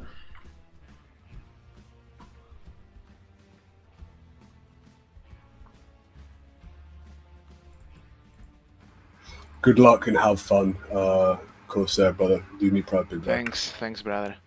Yeah, so who do you think is going to take it in Dino versus Mangle? I have to say Mangled because he won versus me in the tournament, and he had a very nice comp also. Yeah, this Mangle is just exceptionally good player, honestly. That's true. But Dino has some really sneaky compositions as well available there, so I think you might just surprise us there. Yeah, I'm very, maybe. very curious. Hey, welcome back, Zoko, as well. We were just... My match versus him yesterday was very exciting. Yeah, indeed. It was really fun, wasn't it? Let's go then, guys. We are ready as you are. And here we are, loading, guys. We are loading to game number 4 of the day, of the series. It's Mangle versus Dino. So Mangle on the right, Dino on the left. Let's see those compositions, because that's what this all this is about, honestly. Oh, so this is Professor's Hello comp, I think. Oh, it is indeed. From It's the left side. Extremely powerful one. It's an extremely powerful team overall. And Mangle's actually, I think he's using his own composition that he proposed on Discord today. So he's using this Daze Stun Exploit composition, where you just kind of stack the Daze and stack the stun on someone. And from there you just go for a lot of damage with this BH, who uses the Heartseeker and the bonus damage to actually deal tremendous amounts of DPT there. So this is the most important thing though for Dino. Sorry, the Daze was actually resisted. So also his BH is right there. So Mangle's BH is inert. He's stunned, so he's not going to be able to act this turn. And right now, yeah, I feel like Dino might actually be holding a very decent advantage here. What do you think? Yeah. Oh, right. I think it's very smart to put dodge on Sealbreaker because she doesn't have much damage with any other ability of hers. She only provides utility. So if you put either Captivate or other skis, which is the move you can use from the first 2 ranks, you turn her into a big threat to the enemy team. Yeah, that's definitely the case. We see him holding his stuns, not using Crusader and Vestal stun yet because he sees the enemy Arbalest and knows that she can cleanse them. Yeah, that's true. But also, it's kind of fortunate, by the way, that this BH did not get stunned even once this turn. Like, this could have been so much worse for Dino if his BH had actually got stunned there. So we can see that, you know, you're absolutely right with this shield breaker note, right? Like, just taking some sort of a damage over time ticking actually brings more than just utility. But the most important, you know, component of this is the Daze part, where you just kind of stack the double debuff, and then you just capitalize with finishing, because finishing does do like that 90% bonus damage because of that. And with Heartseeker, it's just immense amount of power. I don't like the Battle Ballad right now because he had the tempo advantage and he could just Dirk Stab in front or even Harvest, but he used Battle Ballad and we don't see lots of dodge from Mangled. No, that's true. So he could have potentially just Derek stabbed into the finale this turn, right? This could have potentially just ended the fight right away. Yeah. This is it's kind of surprising indeed. Yeah, you're right. Like this is definitely a valid piece of criticism. And right now he's kind of in trouble with this BH as well, because he might just lose him before he gets to use any ability at all. So the question is like, what does Dino do right now? Does he play aggressively here? Does he try to stun, or does he just drop this as accusation? Of course. Yeah, I would just move up with the Jester, or no. I mean, he has to use the deck stab right now. He has to get the finale off, and also this like he probably should be keeping this Arbalest turn available until the very end of his turn, because if Mangle gets a bit greedy here, Dino might just be able to purge all those stuns that the Vestal delivers as well, and this might indeed be the end of Dino's composition, because if this BH dies, there's very little left, honestly. Like, he has no finishes, Mangle has no finishes available other than just this finish him from his own BH. So if you just are able as Dino to focus down this Bounty Hunter very quickly, it might just be the end of the fight. Yeah. Both teams rely very much on their Bounty Hunter. Yeah, sure. But Sandstorm a little less, because his Jester has the finisher trinket. Yeah, this is very smart move by Mangle, by the way, because this means that this flare is not going to work anymore. He has to actually do a bit more than this. So he needs to not only land the flare, he probably needs to move back with Bola, honestly, with this Arbalest, and hope that the Jester doesn't get stunned. That's kind of the big issue right now. I would just stun the Bounty Hunter again. Now weird. This serves no purpose. No, this serves no purpose, I agree. He could have just You're definitely... just giving your Bounty Hunter. Yeah, because if you are Mangle, and you lose the Bounty Hunter, what damage sources do you have? Vessel is just kind of a glorified stun bot. The Shieldbreaker just stands there and, does like 6 dot per turn, that's not too impressive, honestly. And the Crusader, again, not the best damage dealer in the world. So if you just are able to kill this BH very early, I thought this could have been like a turn to kill easily for Dino. And not seeing this happen is just kind of slightly tilting in my opinion. Because here they definite advantage there. Yeah, exactly. I see everyone just popping the Battle Ballad even when faced with like 5 dodge from Crusader and 10 dodge from Bounty Hunter. You don't need Battle Ballad then, in my opinion. When you have the advantage and you can kill the enemy's most important piece in the opening round. Yeah. Yeah, that's true. So, like, both BH is very low on HP, but I feel Mangle has so much control over this fight right now. Okay, this finish him just misses. So he's just behind a turn right now. But, like, still, you can just pull this BH forward, right? I feel like this is just a kill confirmed for Mangle. Because you can use the pool, and if you have Heartseeker, there's a 60% chance to deliver Devil. It's just very, very confident, right? If this doesn't work though, we can. It does. Oh, okay. I think Dino just kind of shafted himself there. Oh, and the Jester moved to the 4th position. Yeah. Nice. It's very, very good for Mangle. Like now, like he holds a very decisive advantage right now, I think. Although you can just stun the BH and potentially just kill him off. You can just stun the BH right now with the Crusader, and I guess just try to kill this right away. It might just kind of flip the advantage in his favor. Although this Vestal for Mangle can just heal, so... Yeah, that's what I was about to say. When facing a Vestal and you somehow lose a character, it's pretty much over, because she has very big heals, she can stun. Yeah, so, very difficult to claw yourself out of that position. Yeah, that's definitely true, brother. So, like, we see the Divine Grace coming down. This is a 28 crit heal. Okay, this is over now. Yeah, this is GG right now. Because Mangle is just untouched. Mangle's composition is just in perfect state right now. He has 2 characters stunned, sure, but he has basically sustained 0 damage. Or, like, he took, like, what, very, very little on this. He took, like, what, 20, 30 damage total across the board. Whereas Icon is missing a character. Obviously, Mangle's turn right now is not the strongest in the world because he has used the healing. He cannot stun anybody other than using the Crusader. Okay, he actually is very smart about this because he waits for the Jester to move forward and then he uses the Crusader to stun. Look at this. Right. So he activated a stun... brother. Yeah. He activated a stunned character and then he's just going to go for a stun right now. He dodges this though, okay? This might be an opening for Dino. Yeah. So if you were in Dino's position, who do you kill right now? The BH, because this is the only damage source. I think like you cannot kill the Vestal. I think optimally it would be killing the Vestal, but right now he cannot do this. Oh, the he the could missing have. bad is huge. The critical is huge in my opinion.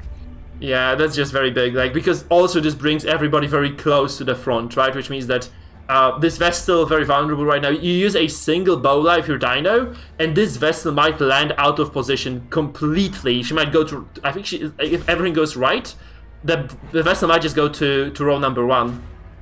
And then she's absolutely inert, right? If you just Bola this right now, look at this. It's possibly, okay, both resisted though, shit. Yeah, this But is very weird. This is to be expected though, because Bola only has 80% move chance. It's not a 100% move chance skill, so the base chance is very low, which meant this was like about a 50-50 chance to actually get both those, like to get a single move actually, and the same for the other move as well, so... Yeah, that's actually a very, very nice setup for Mangle right now still. I mean, Mangled is still at the advantage in my opinion though, because he he is. still has 2 stuns, 2 healing characters. Yeah, and this Shieldbreaker is also just going to use the Serpent Sway and just get the Aegis, which means she's basically immortal for a long period of time, right? So that's a big, big deal as well. And the Jester, I mean, yeah, you could count him as a character. I mean, we're not versus a dodge, versus a stress comp, but yeah, still he's dazed, and he has no dodge. However, you have to consider the fact he has buffed the Ballad before, so right now this is gonna be paying dividends because he can just spam Harvest every single turn when he is not stunned. And this might just over time amount to a victory for Dino, because usually when you play Jester, you face this, as you said, you face a stress composition, and in that case, you're just going to be under a lot of threat. Because a stress comp just means that you multiply the stress damage you take on the Jester. However, right now this is not a case at all. This Jester can still be very useful by just spamming those harvests, by bleeding both the Vestal and the Shieldbreaker, by pressuring the Shieldbreaker also, the Shieldbreaker to use the Sway, and by pressuring the Vestal to actually use the healing ability. But this is not the case right now. This Flare was definitely not the right call here, because he just wasted a turn. He gets stunned again. This Jester also lands at 0 HP this way. So perhaps I am surprised by Shieldbreaker's damage, to be honest. 11 damage on the dot on the Captivate is very big. Yeah, she stacks that up very, very quickly, that's true. Yeah. So you might just see this Jester going down this turn as well. Might be just the death of the Jester really right now. It looks like this looks like a loss for Dino. I think this is Dino's fault mostly. He had like a lot of openings in this game to kind of take over, which he didn't use. This Bounty Hunter died like 2 turns too late, in my eyes. He could have easily died turn 1. And by the way, welcome Airhog, nice to see you, my man. Haven't seen you on chat before. This is just a match that cannot be saved, in my opinion. No. You just wait for the Arbalest to move and just stun people. Yes, you could even grab and stun her. Yeah. In the worst position. Yeah. And there's just so much stun control as well on the side of Mangle, right? That's just probably the biggest detriment right now for him. Because, okay, this is a death. That's GG. That's and the death blow. That's very unfortunate as well. Like, this just comes through as the first one ever. Like, there's the first possible death blow on the Jester, and it just goes down anyway. Gray, thank you for the follow, my man. Welcome to the dungeon. Welcome. Guys, be like Gray, follow, subscribe. Yeah, now Vestal can just heal right now. Yeah. Like in PvE. Yeah, that's true. Like you can just recover.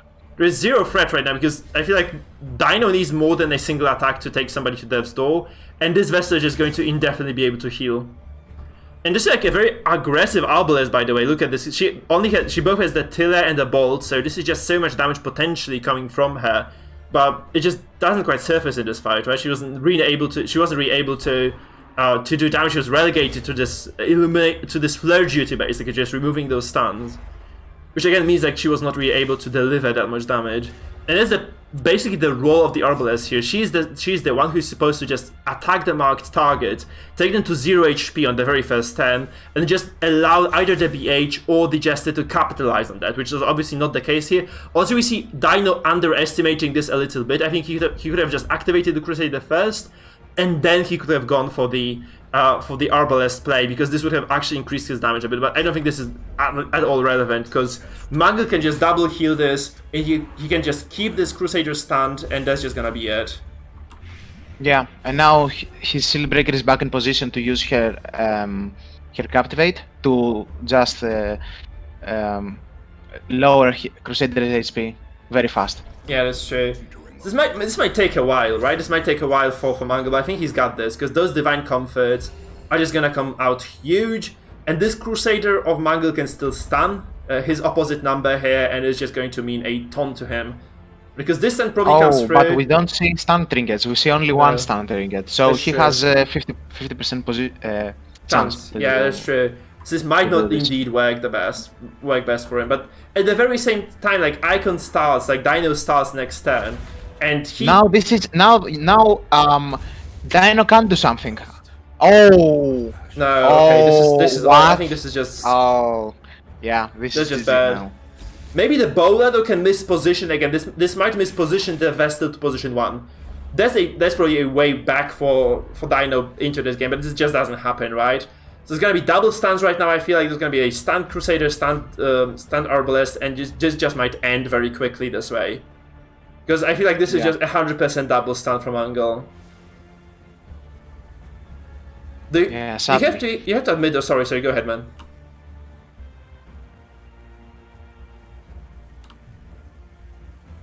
Because I feel like I might have cut in. What?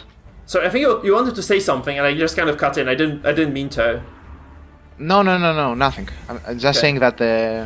Now Mangle just turtles up and waits for the bleeds to work. Yeah, that's true. So yeah, he just needs to use this Vestal to stun offensively, I think, right now.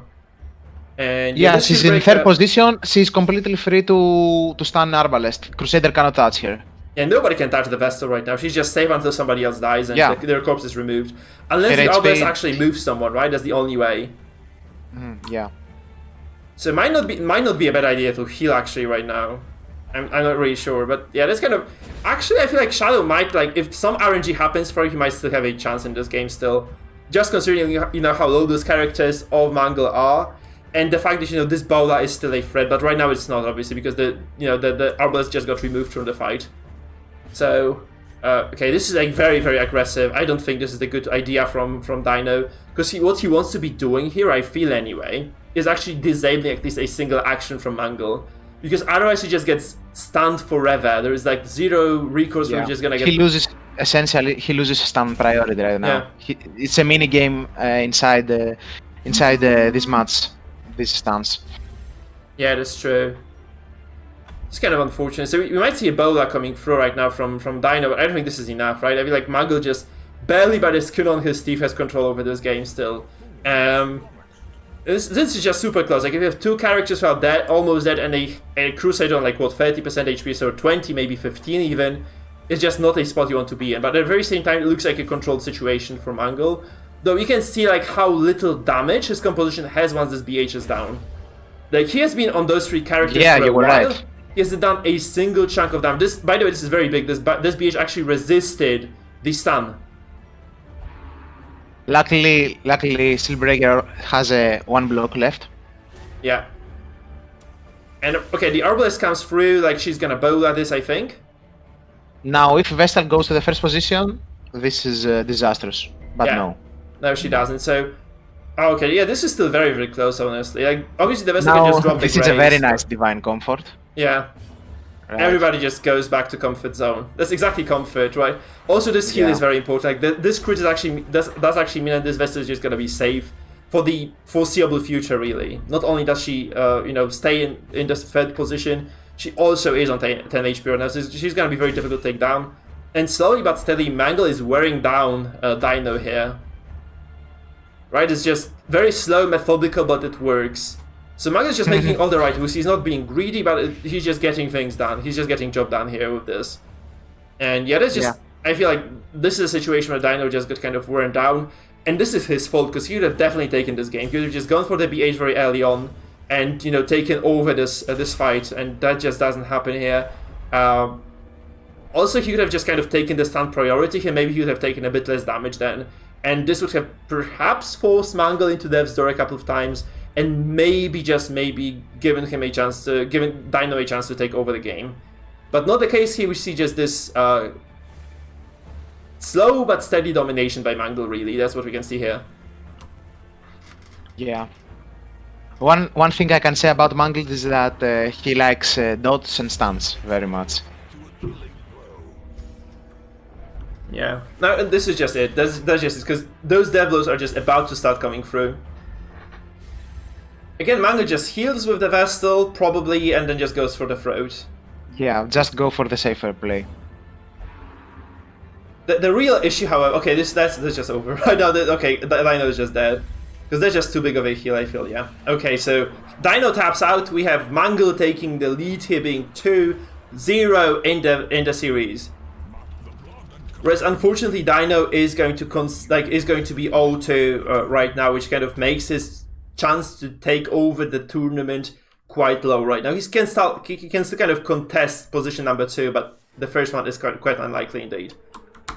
Good job to Corsair, everybody. Clap, clap, clap. Fantastic. Thank you, sis. Yeah, how much fun that mentor. was than in the fucking the other one, right? Guys, actually, Yeah. I have a person that instead of trying to ruin the commentating, he helps me, or I help him. Yeah, it's much better. Much better. Sis, Corsair, can you take over for the commentary for the game number 5? Because I need to make a phone call. I might join you later. Do you guys... I can't, sorry, I Okay. can't. I'm trying to talk to show you right. I'm pretty sure, I mean, some like Dino Boy, do you want to come cast it even, man? Yeah, sure. Dino, do you want to cast?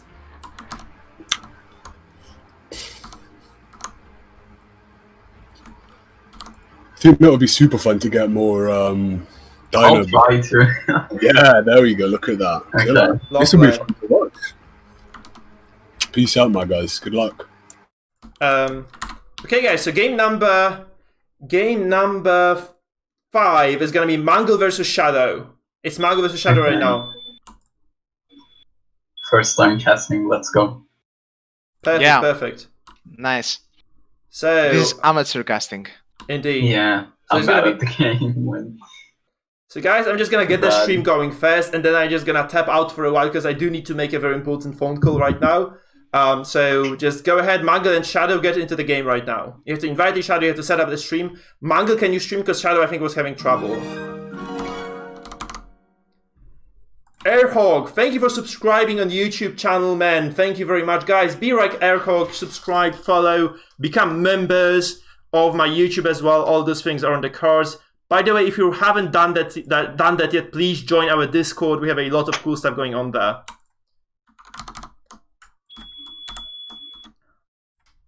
So this is a little unfortunate. We're just waiting for Shadow to reconnect. Yeah. Yeah, indeed.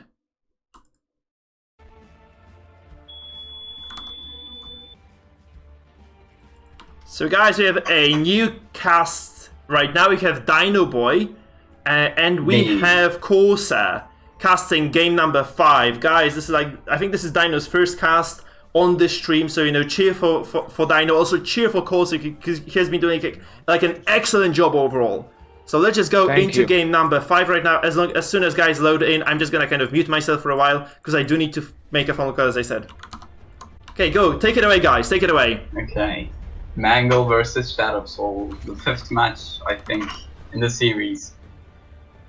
Yeah. Shadow goes first, a disadvantage for Mangle, but he can still work things out. Right. Now Shadow uses a lot of bleed from Jester and Flagellant, and Mangled comp. Yeah, we explained it in the last game. Stun. A lot of damage over time against stun. Yeah. But Shadow runs Arbalest. That might be in favor of Shadow. Yeah. He has to hold his stance until the very end of the turns. Yeah. Oh, very And unfortunate Shadow, resist. yeah. The bounty hunter just resisted the bleed, and that's sad for Shadow. Right. Oh, Am I and interrupting we you know- too much? No, I think we just have to find a rhythm. Okay. Yeah, okay. Okay, the turns for Shadow, and he picks the Jester to use a Harvest. The Oh, and Shieldbreaker the dodge, and the Crusader resists the bleed. That's sad again. Yeah, this is unfortunate again for him. He's very far behind right now in tempo. Yeah, he got hit by the bad RNG twice in a row. Is he gonna go for the stun or is he gonna go for the damage right now? In his position, I would just go for the grab. He went Yeah. for the damage, but he missed. That's sad for Mango too. A lot of misses we're seeing. Oh, nope. 26 damage to the vessel, that's big. Yeah. And now I will start with the stance, of course. We see the opening. Arbalest has used her turn. Yeah, but Mango pulled off the stun on the Highwayman. Shadow runs the sturdy buckle on the Highwayman, but I don't think that's gonna do much help to Shadow to resist those stuns and those dazes. Yeah. But if I were mangled, I would just try to stall the game out and continue putting up my bleeds and pray for RNG to help me versus this flagellant to resist. Yeah. Those Shadow- damage over. Excuse me. Yeah, go ahead, please. No. Continue. You would say about the damage? Those damage over times really need to be set for this Shadow to have a chance because Mango's gonna pull off some big damages right now. Yeah. Now Bounty Hunter is ready to hit Jester, and that's what I would do in his position. Yeah, I'd do the same. Hmm. But the Jester I don't- might dodge it. Like, Yeah, true. the accuracy base is low on finishing. I think it's a 60% chance to hit right now. No, that's low. Like, Yeah, too it's low in very my low. opinion. Now this is a bit weird. Shadow does have his Arbalest to cleanse the stance, but you also take that turn away from her. Yeah, a turn wasted for Shadow. But Shadow might keep on the pressure and like on the vessel because she's super low right now, and the Jester might just finale her. And again, very unlucky with the bleed procs. Very unlucky. Again, resists. Yeah. He's gonna go for the daze on the Highwayman, 2 HP. He was probably hoping to just like delete the Highwayman off of the match this round, but that's sad for Mango. Yeah, it's extremely close. But see, he can still do it, right? Yeah. Yeah, I think yeah. Yeah. If Stunning and yeah. killing right now. Any damage is like he has 2 HP. That's literally nothing. I hope we don't spoil it for him. Yeah. Oh, 9 damage. judgment. And she healed, or Mango healed the vessel with that. Oh, Smart this is the play. first time I see judgment used in Butcher Circus. Yeah. It's okay damage for Vestal. And Shadow sees that he can do nothing about his Highwayman and put his Jester into position to kill someone on the next turn. But this Flagellant has done nothing for him. Even though he used both Punish and Reign of Sorrows, we only see 0 bleeds right now because Vestal is dead. We see nothing from him. But 2 characters off of each team, that's like, I think they're equal in this match right now, or Shadow might be leading by a bit because he I would say deleted the Vestal is more healer. important. Yeah, I'd say the same. Because like Shadow can still deal damage through the damage over times. But Crusader is his greatest enemy, I would Yeah. say. Those With, stuns his- are gonna help Yeah. Mango to like get off the damage through And the bounty bleed hunter. resists. That's bad RNG. Nothing more. And again, Yeah. no. Another Oh my resist. god. This is like the 5th time I believe resist has gone through. And it's like 12 damage together with the bleed. It's very, very important to get it. Yeah, but Mango could work things out much better right now. We see a problem with Mangle's composition. Even though he wants to grab Arbalest, doing so would disposition his Crusader. So Yeah, he elects to just blight. he couldn't go for the stuns in the 3rd roll, but the shield breaker's on death's door right now. That's bad for Mango. Yeah, and we don't see any particularly good moves here from the Bounty Hunter. Yeah, Mango's in a really bad situation right now. He can't deal damage because nobody's in range of, like, nobody's in the stun in his range. But he might try to pull or just flat out throw, finish him. And he Yeah. rolled 14, like, that's good. That's the highest he could roll, but things are looking bad for Mango. Does Shadow have any finishers right now? Oh, okay. Lucky, Okay, he doesn't need lucky them. 75. Yeah. Shadow's leading by a long shot right now. It's really bad for Mango to Yeah. do anything. And who do you focus right now? Flagellant. He's just gonna do what he likes, like big exsanguinates and big reclaims. Yeah, I mean, grabbing Arbalest is the best play right now. yeah, I'd say the same. Like, And manipulating the bodies could be a nice idea. Yeah. yeah, but I think pulling Arbalest is a better move. But that corpse of the Highwayman's gonna disappear next round. And if you Yeah. try to hit the flagellant, that might be even worse for Mango, as he can heal both the Arbalest and himself. And That now we would see a be- lower roll from him. Yeah, 10 instead of 14. Shadow has one extra character, so Jester plays right now.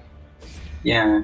The Jester's still in the game, but the corpse disappeared, and that might be trouble for Shadow. But no way to reach the Arbalest with the Crusader, so Things Again. it's still looking bad. yeah. A big hit on the Jester could do something. Yeah, You just have to pick someone that both your characters can focus. Yeah, and I don't think the Flagellant is the. Oh, I wouldn't do yeah. that. He took his buff now, Flagellant. Yeah. He's gonna heal the Arbalest with Redeem right now. He can't out damage the Flagellant's heal, and the Arbalest can still heal. That's really big. Yeah. That it quit 34. Back to full HP. Yeah, having a healer is very big, while having a character advantage at the same time. No, he dealt 34 damage to his Jester, but the Arbalest is just gonna heal it. Yeah, that's the reality right now. Yeah. Maybe Mango could have done a big brain play to force the Flagellant to exsanguinate or redeem, and the Bounty Hunter could capitalize off that 30% extra damage. I think the match was decided a lot of turns before that. Yeah. I couldn't pinpoint agree. exactly where. I think it's. I mean, the Arbalest is a big counter, obviously, to Vestal Yeah. and Crusader. So stun comps in general. Yeah. And even though Shadow missed many of his bleeds we see this like yeah, the same. And the Oh. death blows. Death blows. Again, They are 70. crazy. Yeah. Yeah. That like 75, like 25 damage to go, like 25% to go through, did go through on the shield breaker and the bounty hunter. I don't think Mangle has a chance right now. Killing the body maybe could be a chance, and just resist every other bleed coming from Flagellant. You have 70% bleed resist. Oh, but the crits. Nope. That Arbalest just said no to your idea. Yeah, everyone is critting this game, and Yeah. every death blow is passing with 25%. It's crazy. I agree. Now, Mangle's best bet is to kill the body. So at least your zealous accusation can focus two people at the same time. Yeah, but the like Arbalest could bola him out of the zealous accusation range. Yeah, I mean killing the body. Yeah. Now, you can't do anything right now. Yeah, this Yeah. even if you went to 0 HP, Arbalest still has a heal. Yeah. Even if not, like the Arbalest can clear the stun, and then the Flagellant could exsanguinate. Yep. Now you can just shoot again. Flagellant is not threatened or anything. Yeah. He's not in a bad situation right now. And he will get a plus 50% stun resist chance, which like eliminates the possibility of him stunning him, like his Flagellant. Yep. If his zealous accusation in the turn before, Jester's body could have died, and Arbalest could not have healed at least, and Yeah. maybe exsanguinate misses or something. Yeah. Oh. Yeah. Just moved up. And then exsanguinate. How is he not dead this game? Oh, critique! Critique! Critique! Critic! Enter the stand! This is Oh, amazing! critique! Enter the death door! No! He went. Have you seen the tournament? Have you seen the Misukun tournament? Yeah, I was in it. Like, I fought against Lich and then lost really bad. Oh. Yeah, I mean, Misukun was very disruptive with his with commentating. Yeah, I know. And the death blow! Very good stuff. Another point goes to Shadow. Guys, that's impressive. Like, I come back and I see Mangle losing a game. Holy shit. That's something else. Thank you guys for casting. I was listening for the last 2 or 3 minutes. You did an excellent job, guys. Thank you so much, guys. So, Thanks. Are the big boys going to take over? well, I would definitely like to take over. We could do the final cast with Sis then. Because I'm leaving the casting situation. Thank you so much, people. Thank you, Dino. Thank you, Corsair. You'll definitely be invited again as well to the cast. And It's Shadow. really fun to like commentate over anything. And also, ladies and gentlemen, it's Mangle who takes over. Can you believe this? Sorry, it's Shadow who takes over Mangle. Yeah. It was I've a seen him- really I've fun seen him match to watch. practicing. Yeah. He practiced a lot, Shadow. So yeah, he deserves this. Even though I didn't get what his team was supposed to do.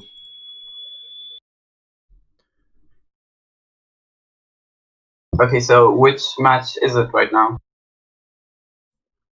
Hold on. I actually need to figure out. I need to figure out who's gonna go now.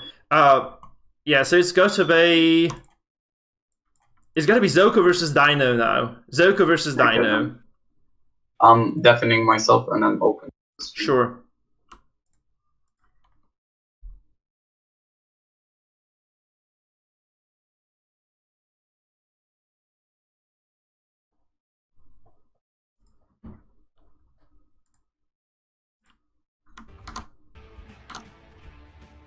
So guys, welcome back. Zoko, welcome back Dino. I hope you guys are having a great time here today.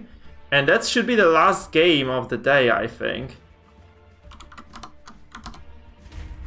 Hey, do you mind if I join to the cast? No, not at all. Sure. Go ahead, man. Go ahead. You're most welcome to join us. So, I guess it's like Sis is not talking, I think. So, it could be me and you then. Do you want to do that? You want to cast? I don't want to cast, bro. Seriously.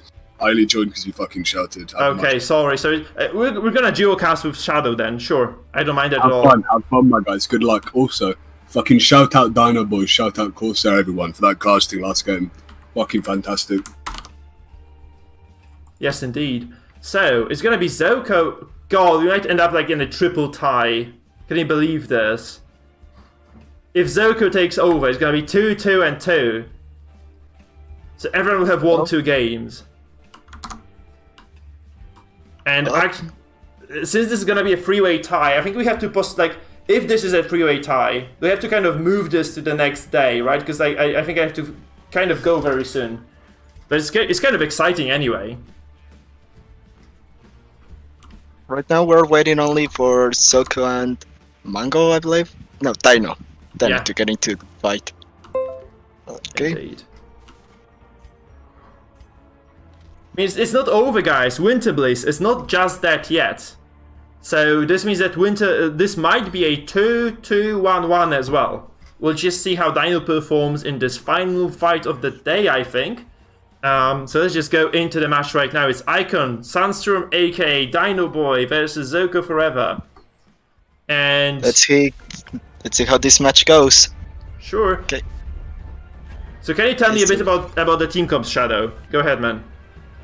Yeah, let's see. In this case, over here on the left, we have Dino using a leopard composition. I believe it's also a stun composition. I think I saw the trinkets, for example, the Vestal, which is for stunning. And she resisted that movement, which is very good for Dino in this situation. Yeah, indeed. Now, so you can see that this is very low chance to resist. So this shield breaker of Zoko has no movement abilities, so actually no movement bonuses, but at the very same time, this Vestal only 20% move resist, so it was super unlikely for her to actually not get moved there. It's very, very good for Dino though. They're keeping her alive there. Definitely a huge benefit for her. How we can see this, that's very strange, because this Leper has extremely low accuracy on the hero, and Dino has not buffed any accuracy at all whatsoever. So we have no revenge. Yeah, go ahead. Yeah, excuse me. Actually, he was taking advantage of the same trinket I use on my leper, which is the ring. Actually, it gives him around 12 accuracy. Actually, it's a lot of accuracy if you look into it for a leper. And yeah, it seems like Dino is preparing to execute the so-called Jester. Yeah, it might be the Jester going down indeed, but still, like, this is a Jester with quite decent dodge, and this is a shield breaker who has innate 20 and additional 15 from the items. This was such an unlikely hit overall, I feel. I don't think this is a gamble you want to take if you play Leper, because you could have just buffed. This was very easily, or quite likely to have been just a miss, right, or a dodge there, coming from Zoko. So the fact that he actually hit this is very, very fortuitous. Also, I feel like if you are fighting against a very heavy dodge composition, the one that Zoko has put forward here, for instance, you really don't want to gamble, especially if those low accuracy heroes. So perhaps using the revenge there and popping the ballad with a giving Dino a slight advantage in this fight. Interesting choice. You see the heal on the Crusader. Yeah. Well, it makes sense because he's actually preparing to execute the other Jester. So, puncture. Let's see if this might be the savior. Yeah, it is. Okay. It is.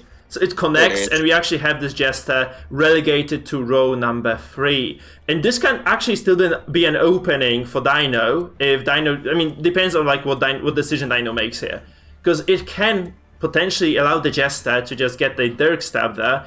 So you can potentially just use the Holy Lance with the Crusader into the Jester, and then just force at least a heal from the Arbalest. But I guess Dino just makes the kind of safe decision here. So he's just gonna use the Lepus Hue. But it's kind of surprising it actually connects again. I'm really baffled by this, because I know the ring is there, but at the same time, Snuff is -4 accuracy. So he doesn't have that much. He's 88 accuracy total, and the abilities, the Hugh has only 80 accuracy at all. So this was very unlikely to. He had like 8 bonuses. It was like 88 accuracy altogether. That's not much, seriously. Against a shield breaker of 35 dodge, against a Highwind of 19, I think this was just still not the best call in the world. I feel like if he had just buffed the Revenge 10-1, he could have easily, mathematically speaking, performed better. But right now he's just getting very lucky, and I think this is just something that, is working in his favor. Are we stuck?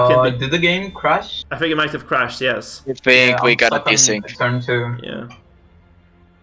Oh, that's very unfortunate. So you have to just reset this. What's going so well for you?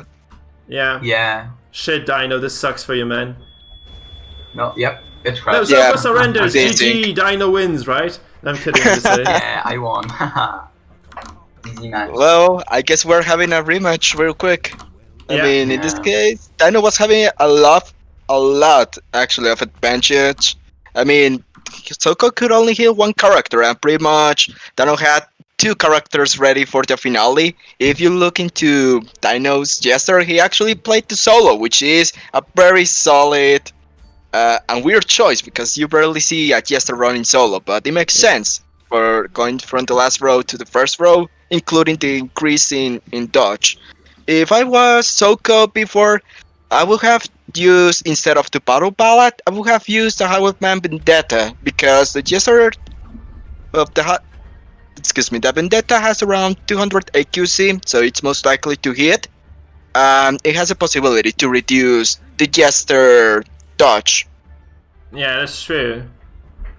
So maybe he was just trying to play aggressive as soon as possible. He goes for the Vendetta now, I guess, so he realizes his mistakes, perhaps. If he uses Advance again, Nah. I feel like this is not such a bad move overall, because this basically means that the Leper cannot heal from the get-go. Also, the Jester's ability to harvest is, kind of limited by the fact that he'll get reposted on. So potentially this is not such a bad idea, I feel. Really a bad idea. Honestly, in a more personal thinking, I would use Battle Ballad if there are more than one character with high dodge, because everyone is going to need to hit them. But in this case, if it's only one character, I would go ahead with the Vendetta. And actually, I have to go in this case in favor of Soko, because I had moments where I used Vendetta on the first turn and it missed, because that 15 extra dodge that they have in the first turn for the second player. Yeah, alright, that's kind of unfortunate as well, by the way, for Dino. Because this is a misplaced Vestal. I mean, the good thing for Dino actually is that with the amount of mobility he has, this is very easy for him to actually move the Vestal back to 4th, so she'll never end up in first row this way.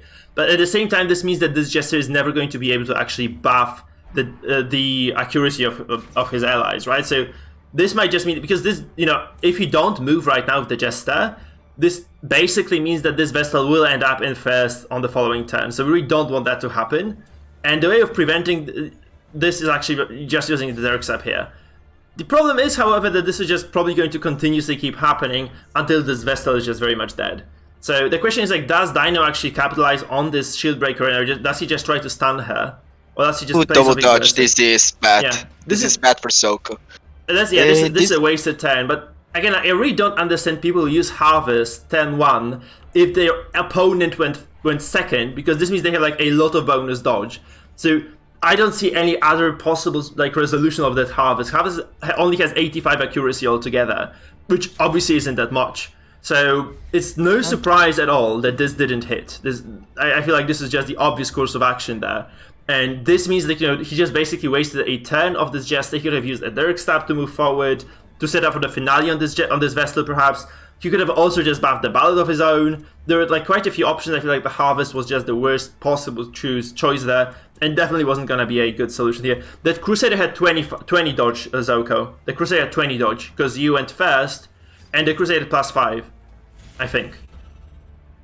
That's So the whole hell for the shield breaker. That's devastating. Yeah. In this case, if I was actually Dino, I would have tried using the Crusader Stun on the Highwayman, because right now the Highwayman is in position for a point blank. But if he's stunned, it would have been very useful. Right Yeah. now, Dino is in quite a pickle because the Jester is actually in range for the finale, which is going to be very bad for him. He only has two choices right now, either heal or go ahead and try to stun the Jester. It's very likely Which- though the stun will go through because the Vestal alone has bonus accuracy, and she's just almost guaranteed to hit those stuns even on a 40 dodge Jester if she has the Ballad, which she doesn't have the Ballad, so it wasn't a 100% chance then to go through. Yeah, I think for a moment I saw a sliver of the chances to hit the Jester. It was actually 66, which was pretty risky, but I suppose in this case it was worth it. In this case, actually, when you have a character who's reposing like a Highwayman, a character who doesn't have that height of a stun resist, that's a devastating crit. And a also resisting that. resisted. Oh god, that's so unfortunate. Like, this is just kind of coming down, like all the walls are crumbling for Dino right now. Because that's just not good, let's He face it, has that's a just crit not good. He crits back a low, so that's kind of okay, because if... It actually depends on what Zoko wants to do right now. Honestly, if he just activates the Shield Breaker right now, she can Serpent Sway, sure. Or she can because she's in 4th. But okay, she denies And this. that's a death blow. And then also moves the Jester. It moves the Jester to 3rd, which means she cannot, because the counterplay for Dino there was the finale back at the Jester. Which is not going to That's be a possibility at all right now, because this just kind of went out of the window. So the only thing that Dino can do right now is just kind of go for Deck Stab right now, just finish off the Shield Breaker. He has the finisher, right? So that's kind of an easy thing for him to do.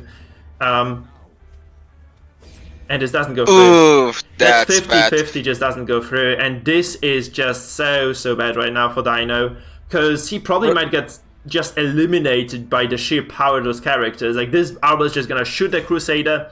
We have the follow-up from the Jester, which cannot be prevented in any way or form, and this is just going to be a clean kill right now by this Jester right now. He's just gonna finale this, and that's all she wrote for Dino, I think, because he's just down to a Leper and a Jester. Obviously finale's still on the cards, but I just don't believe this is enough.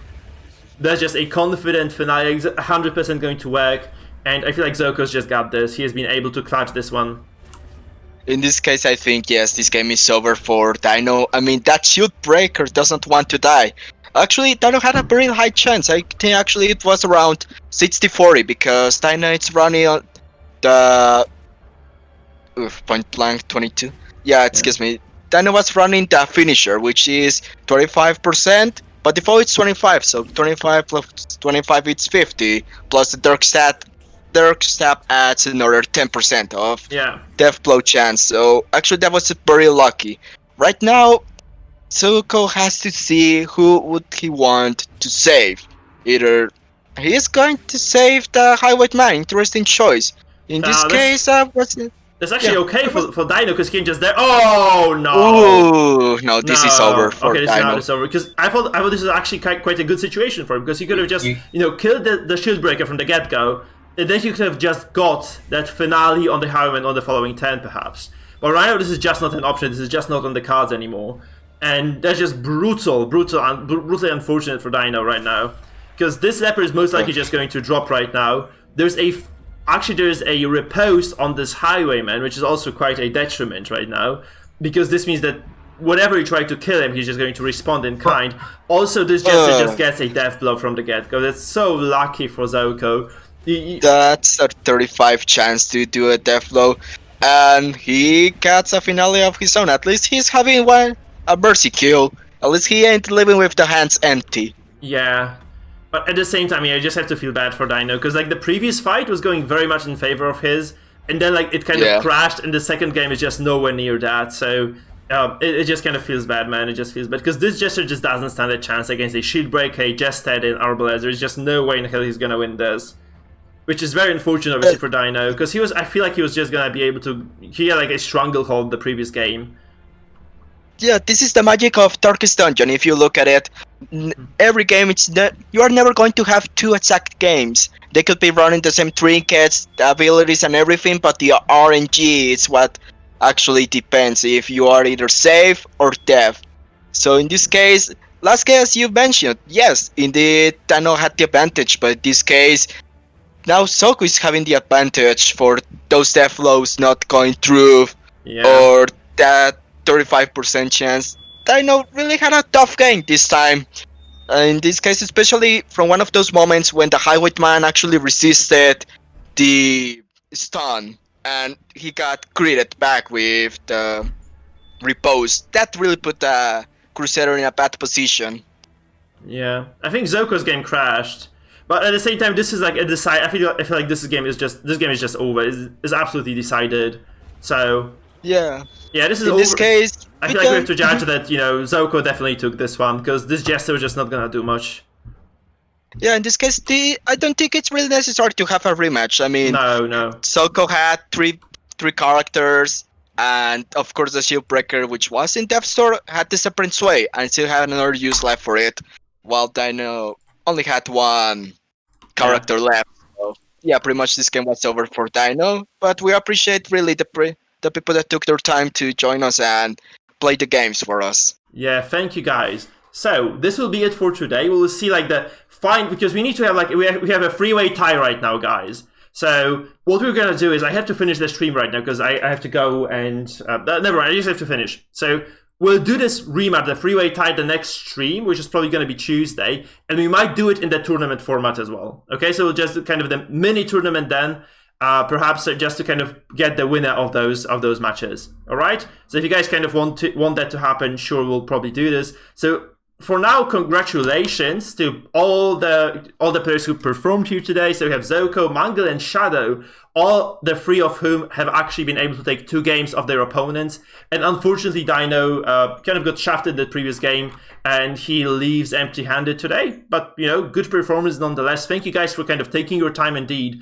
Thanks to Shadow. Thanks to Corsair as well. And thanks to, who was the other caster? Shadow has Corsair. There was one more person casting, I think. Who was it? Zeus actually cast at some point too. Who else? But Zeus actually cast for a moment. Zeus as well, obviously. But there was one more caster. Sorry guys, I'm really bad at this. Who else was the caster for the previous game? We had Corsair and Dino. Dino was the caster, by the way. Dino was the caster, yeah. Right. So thanks, by the way, to all of you who participated in this community event today. I hope you guys had a blast. I definitely did. It was a huge pleasure casting for you people. This being said, that's going to be it for me for today. Thank you people for watching. Please remember to follow and to subscribe. I'm just going to post a Twitch link at the same time. So we're just going to also host somebody right now on Twitch. So, guys, jump to Twitch, okay? Twitch.tv/Mikefield. The link should be on the chat momentarily.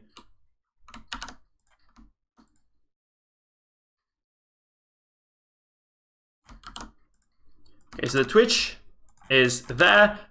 Guys, let's raid somebody and finish today's stream. I hope you guys had fun. I had tons of fun. If you haven't followed or subscribed yet, please do so now. This is your last chance before I go offline and we are just going to visit somebody else's stream. So please just be kind and jump to the Twitch right now. Let's just go give somebody a nice evening treat. Yeah, I don't know whom to host. Actually, I just have to look from my directory here. I think we're just gonna be hosting someone playing Darkest Dungeon because that's what you guys enjoy the most, I feel. Maybe someone else this time around as well. So let's see who is on the cards here. Maybe Freemoth then. I have not watched the guy, but yes, I guess that's just gonna be a nice stream to raid. Because I don't want to be hosting someone who is like too big of a streamer. So we are raiding Freemoth, guys. Let's go. Let's jump on board here on Twitch. See you around. It was a great stream today. I hope you guys had as much fun as I did. And yeah, that's gonna be it for me. So, goodbye.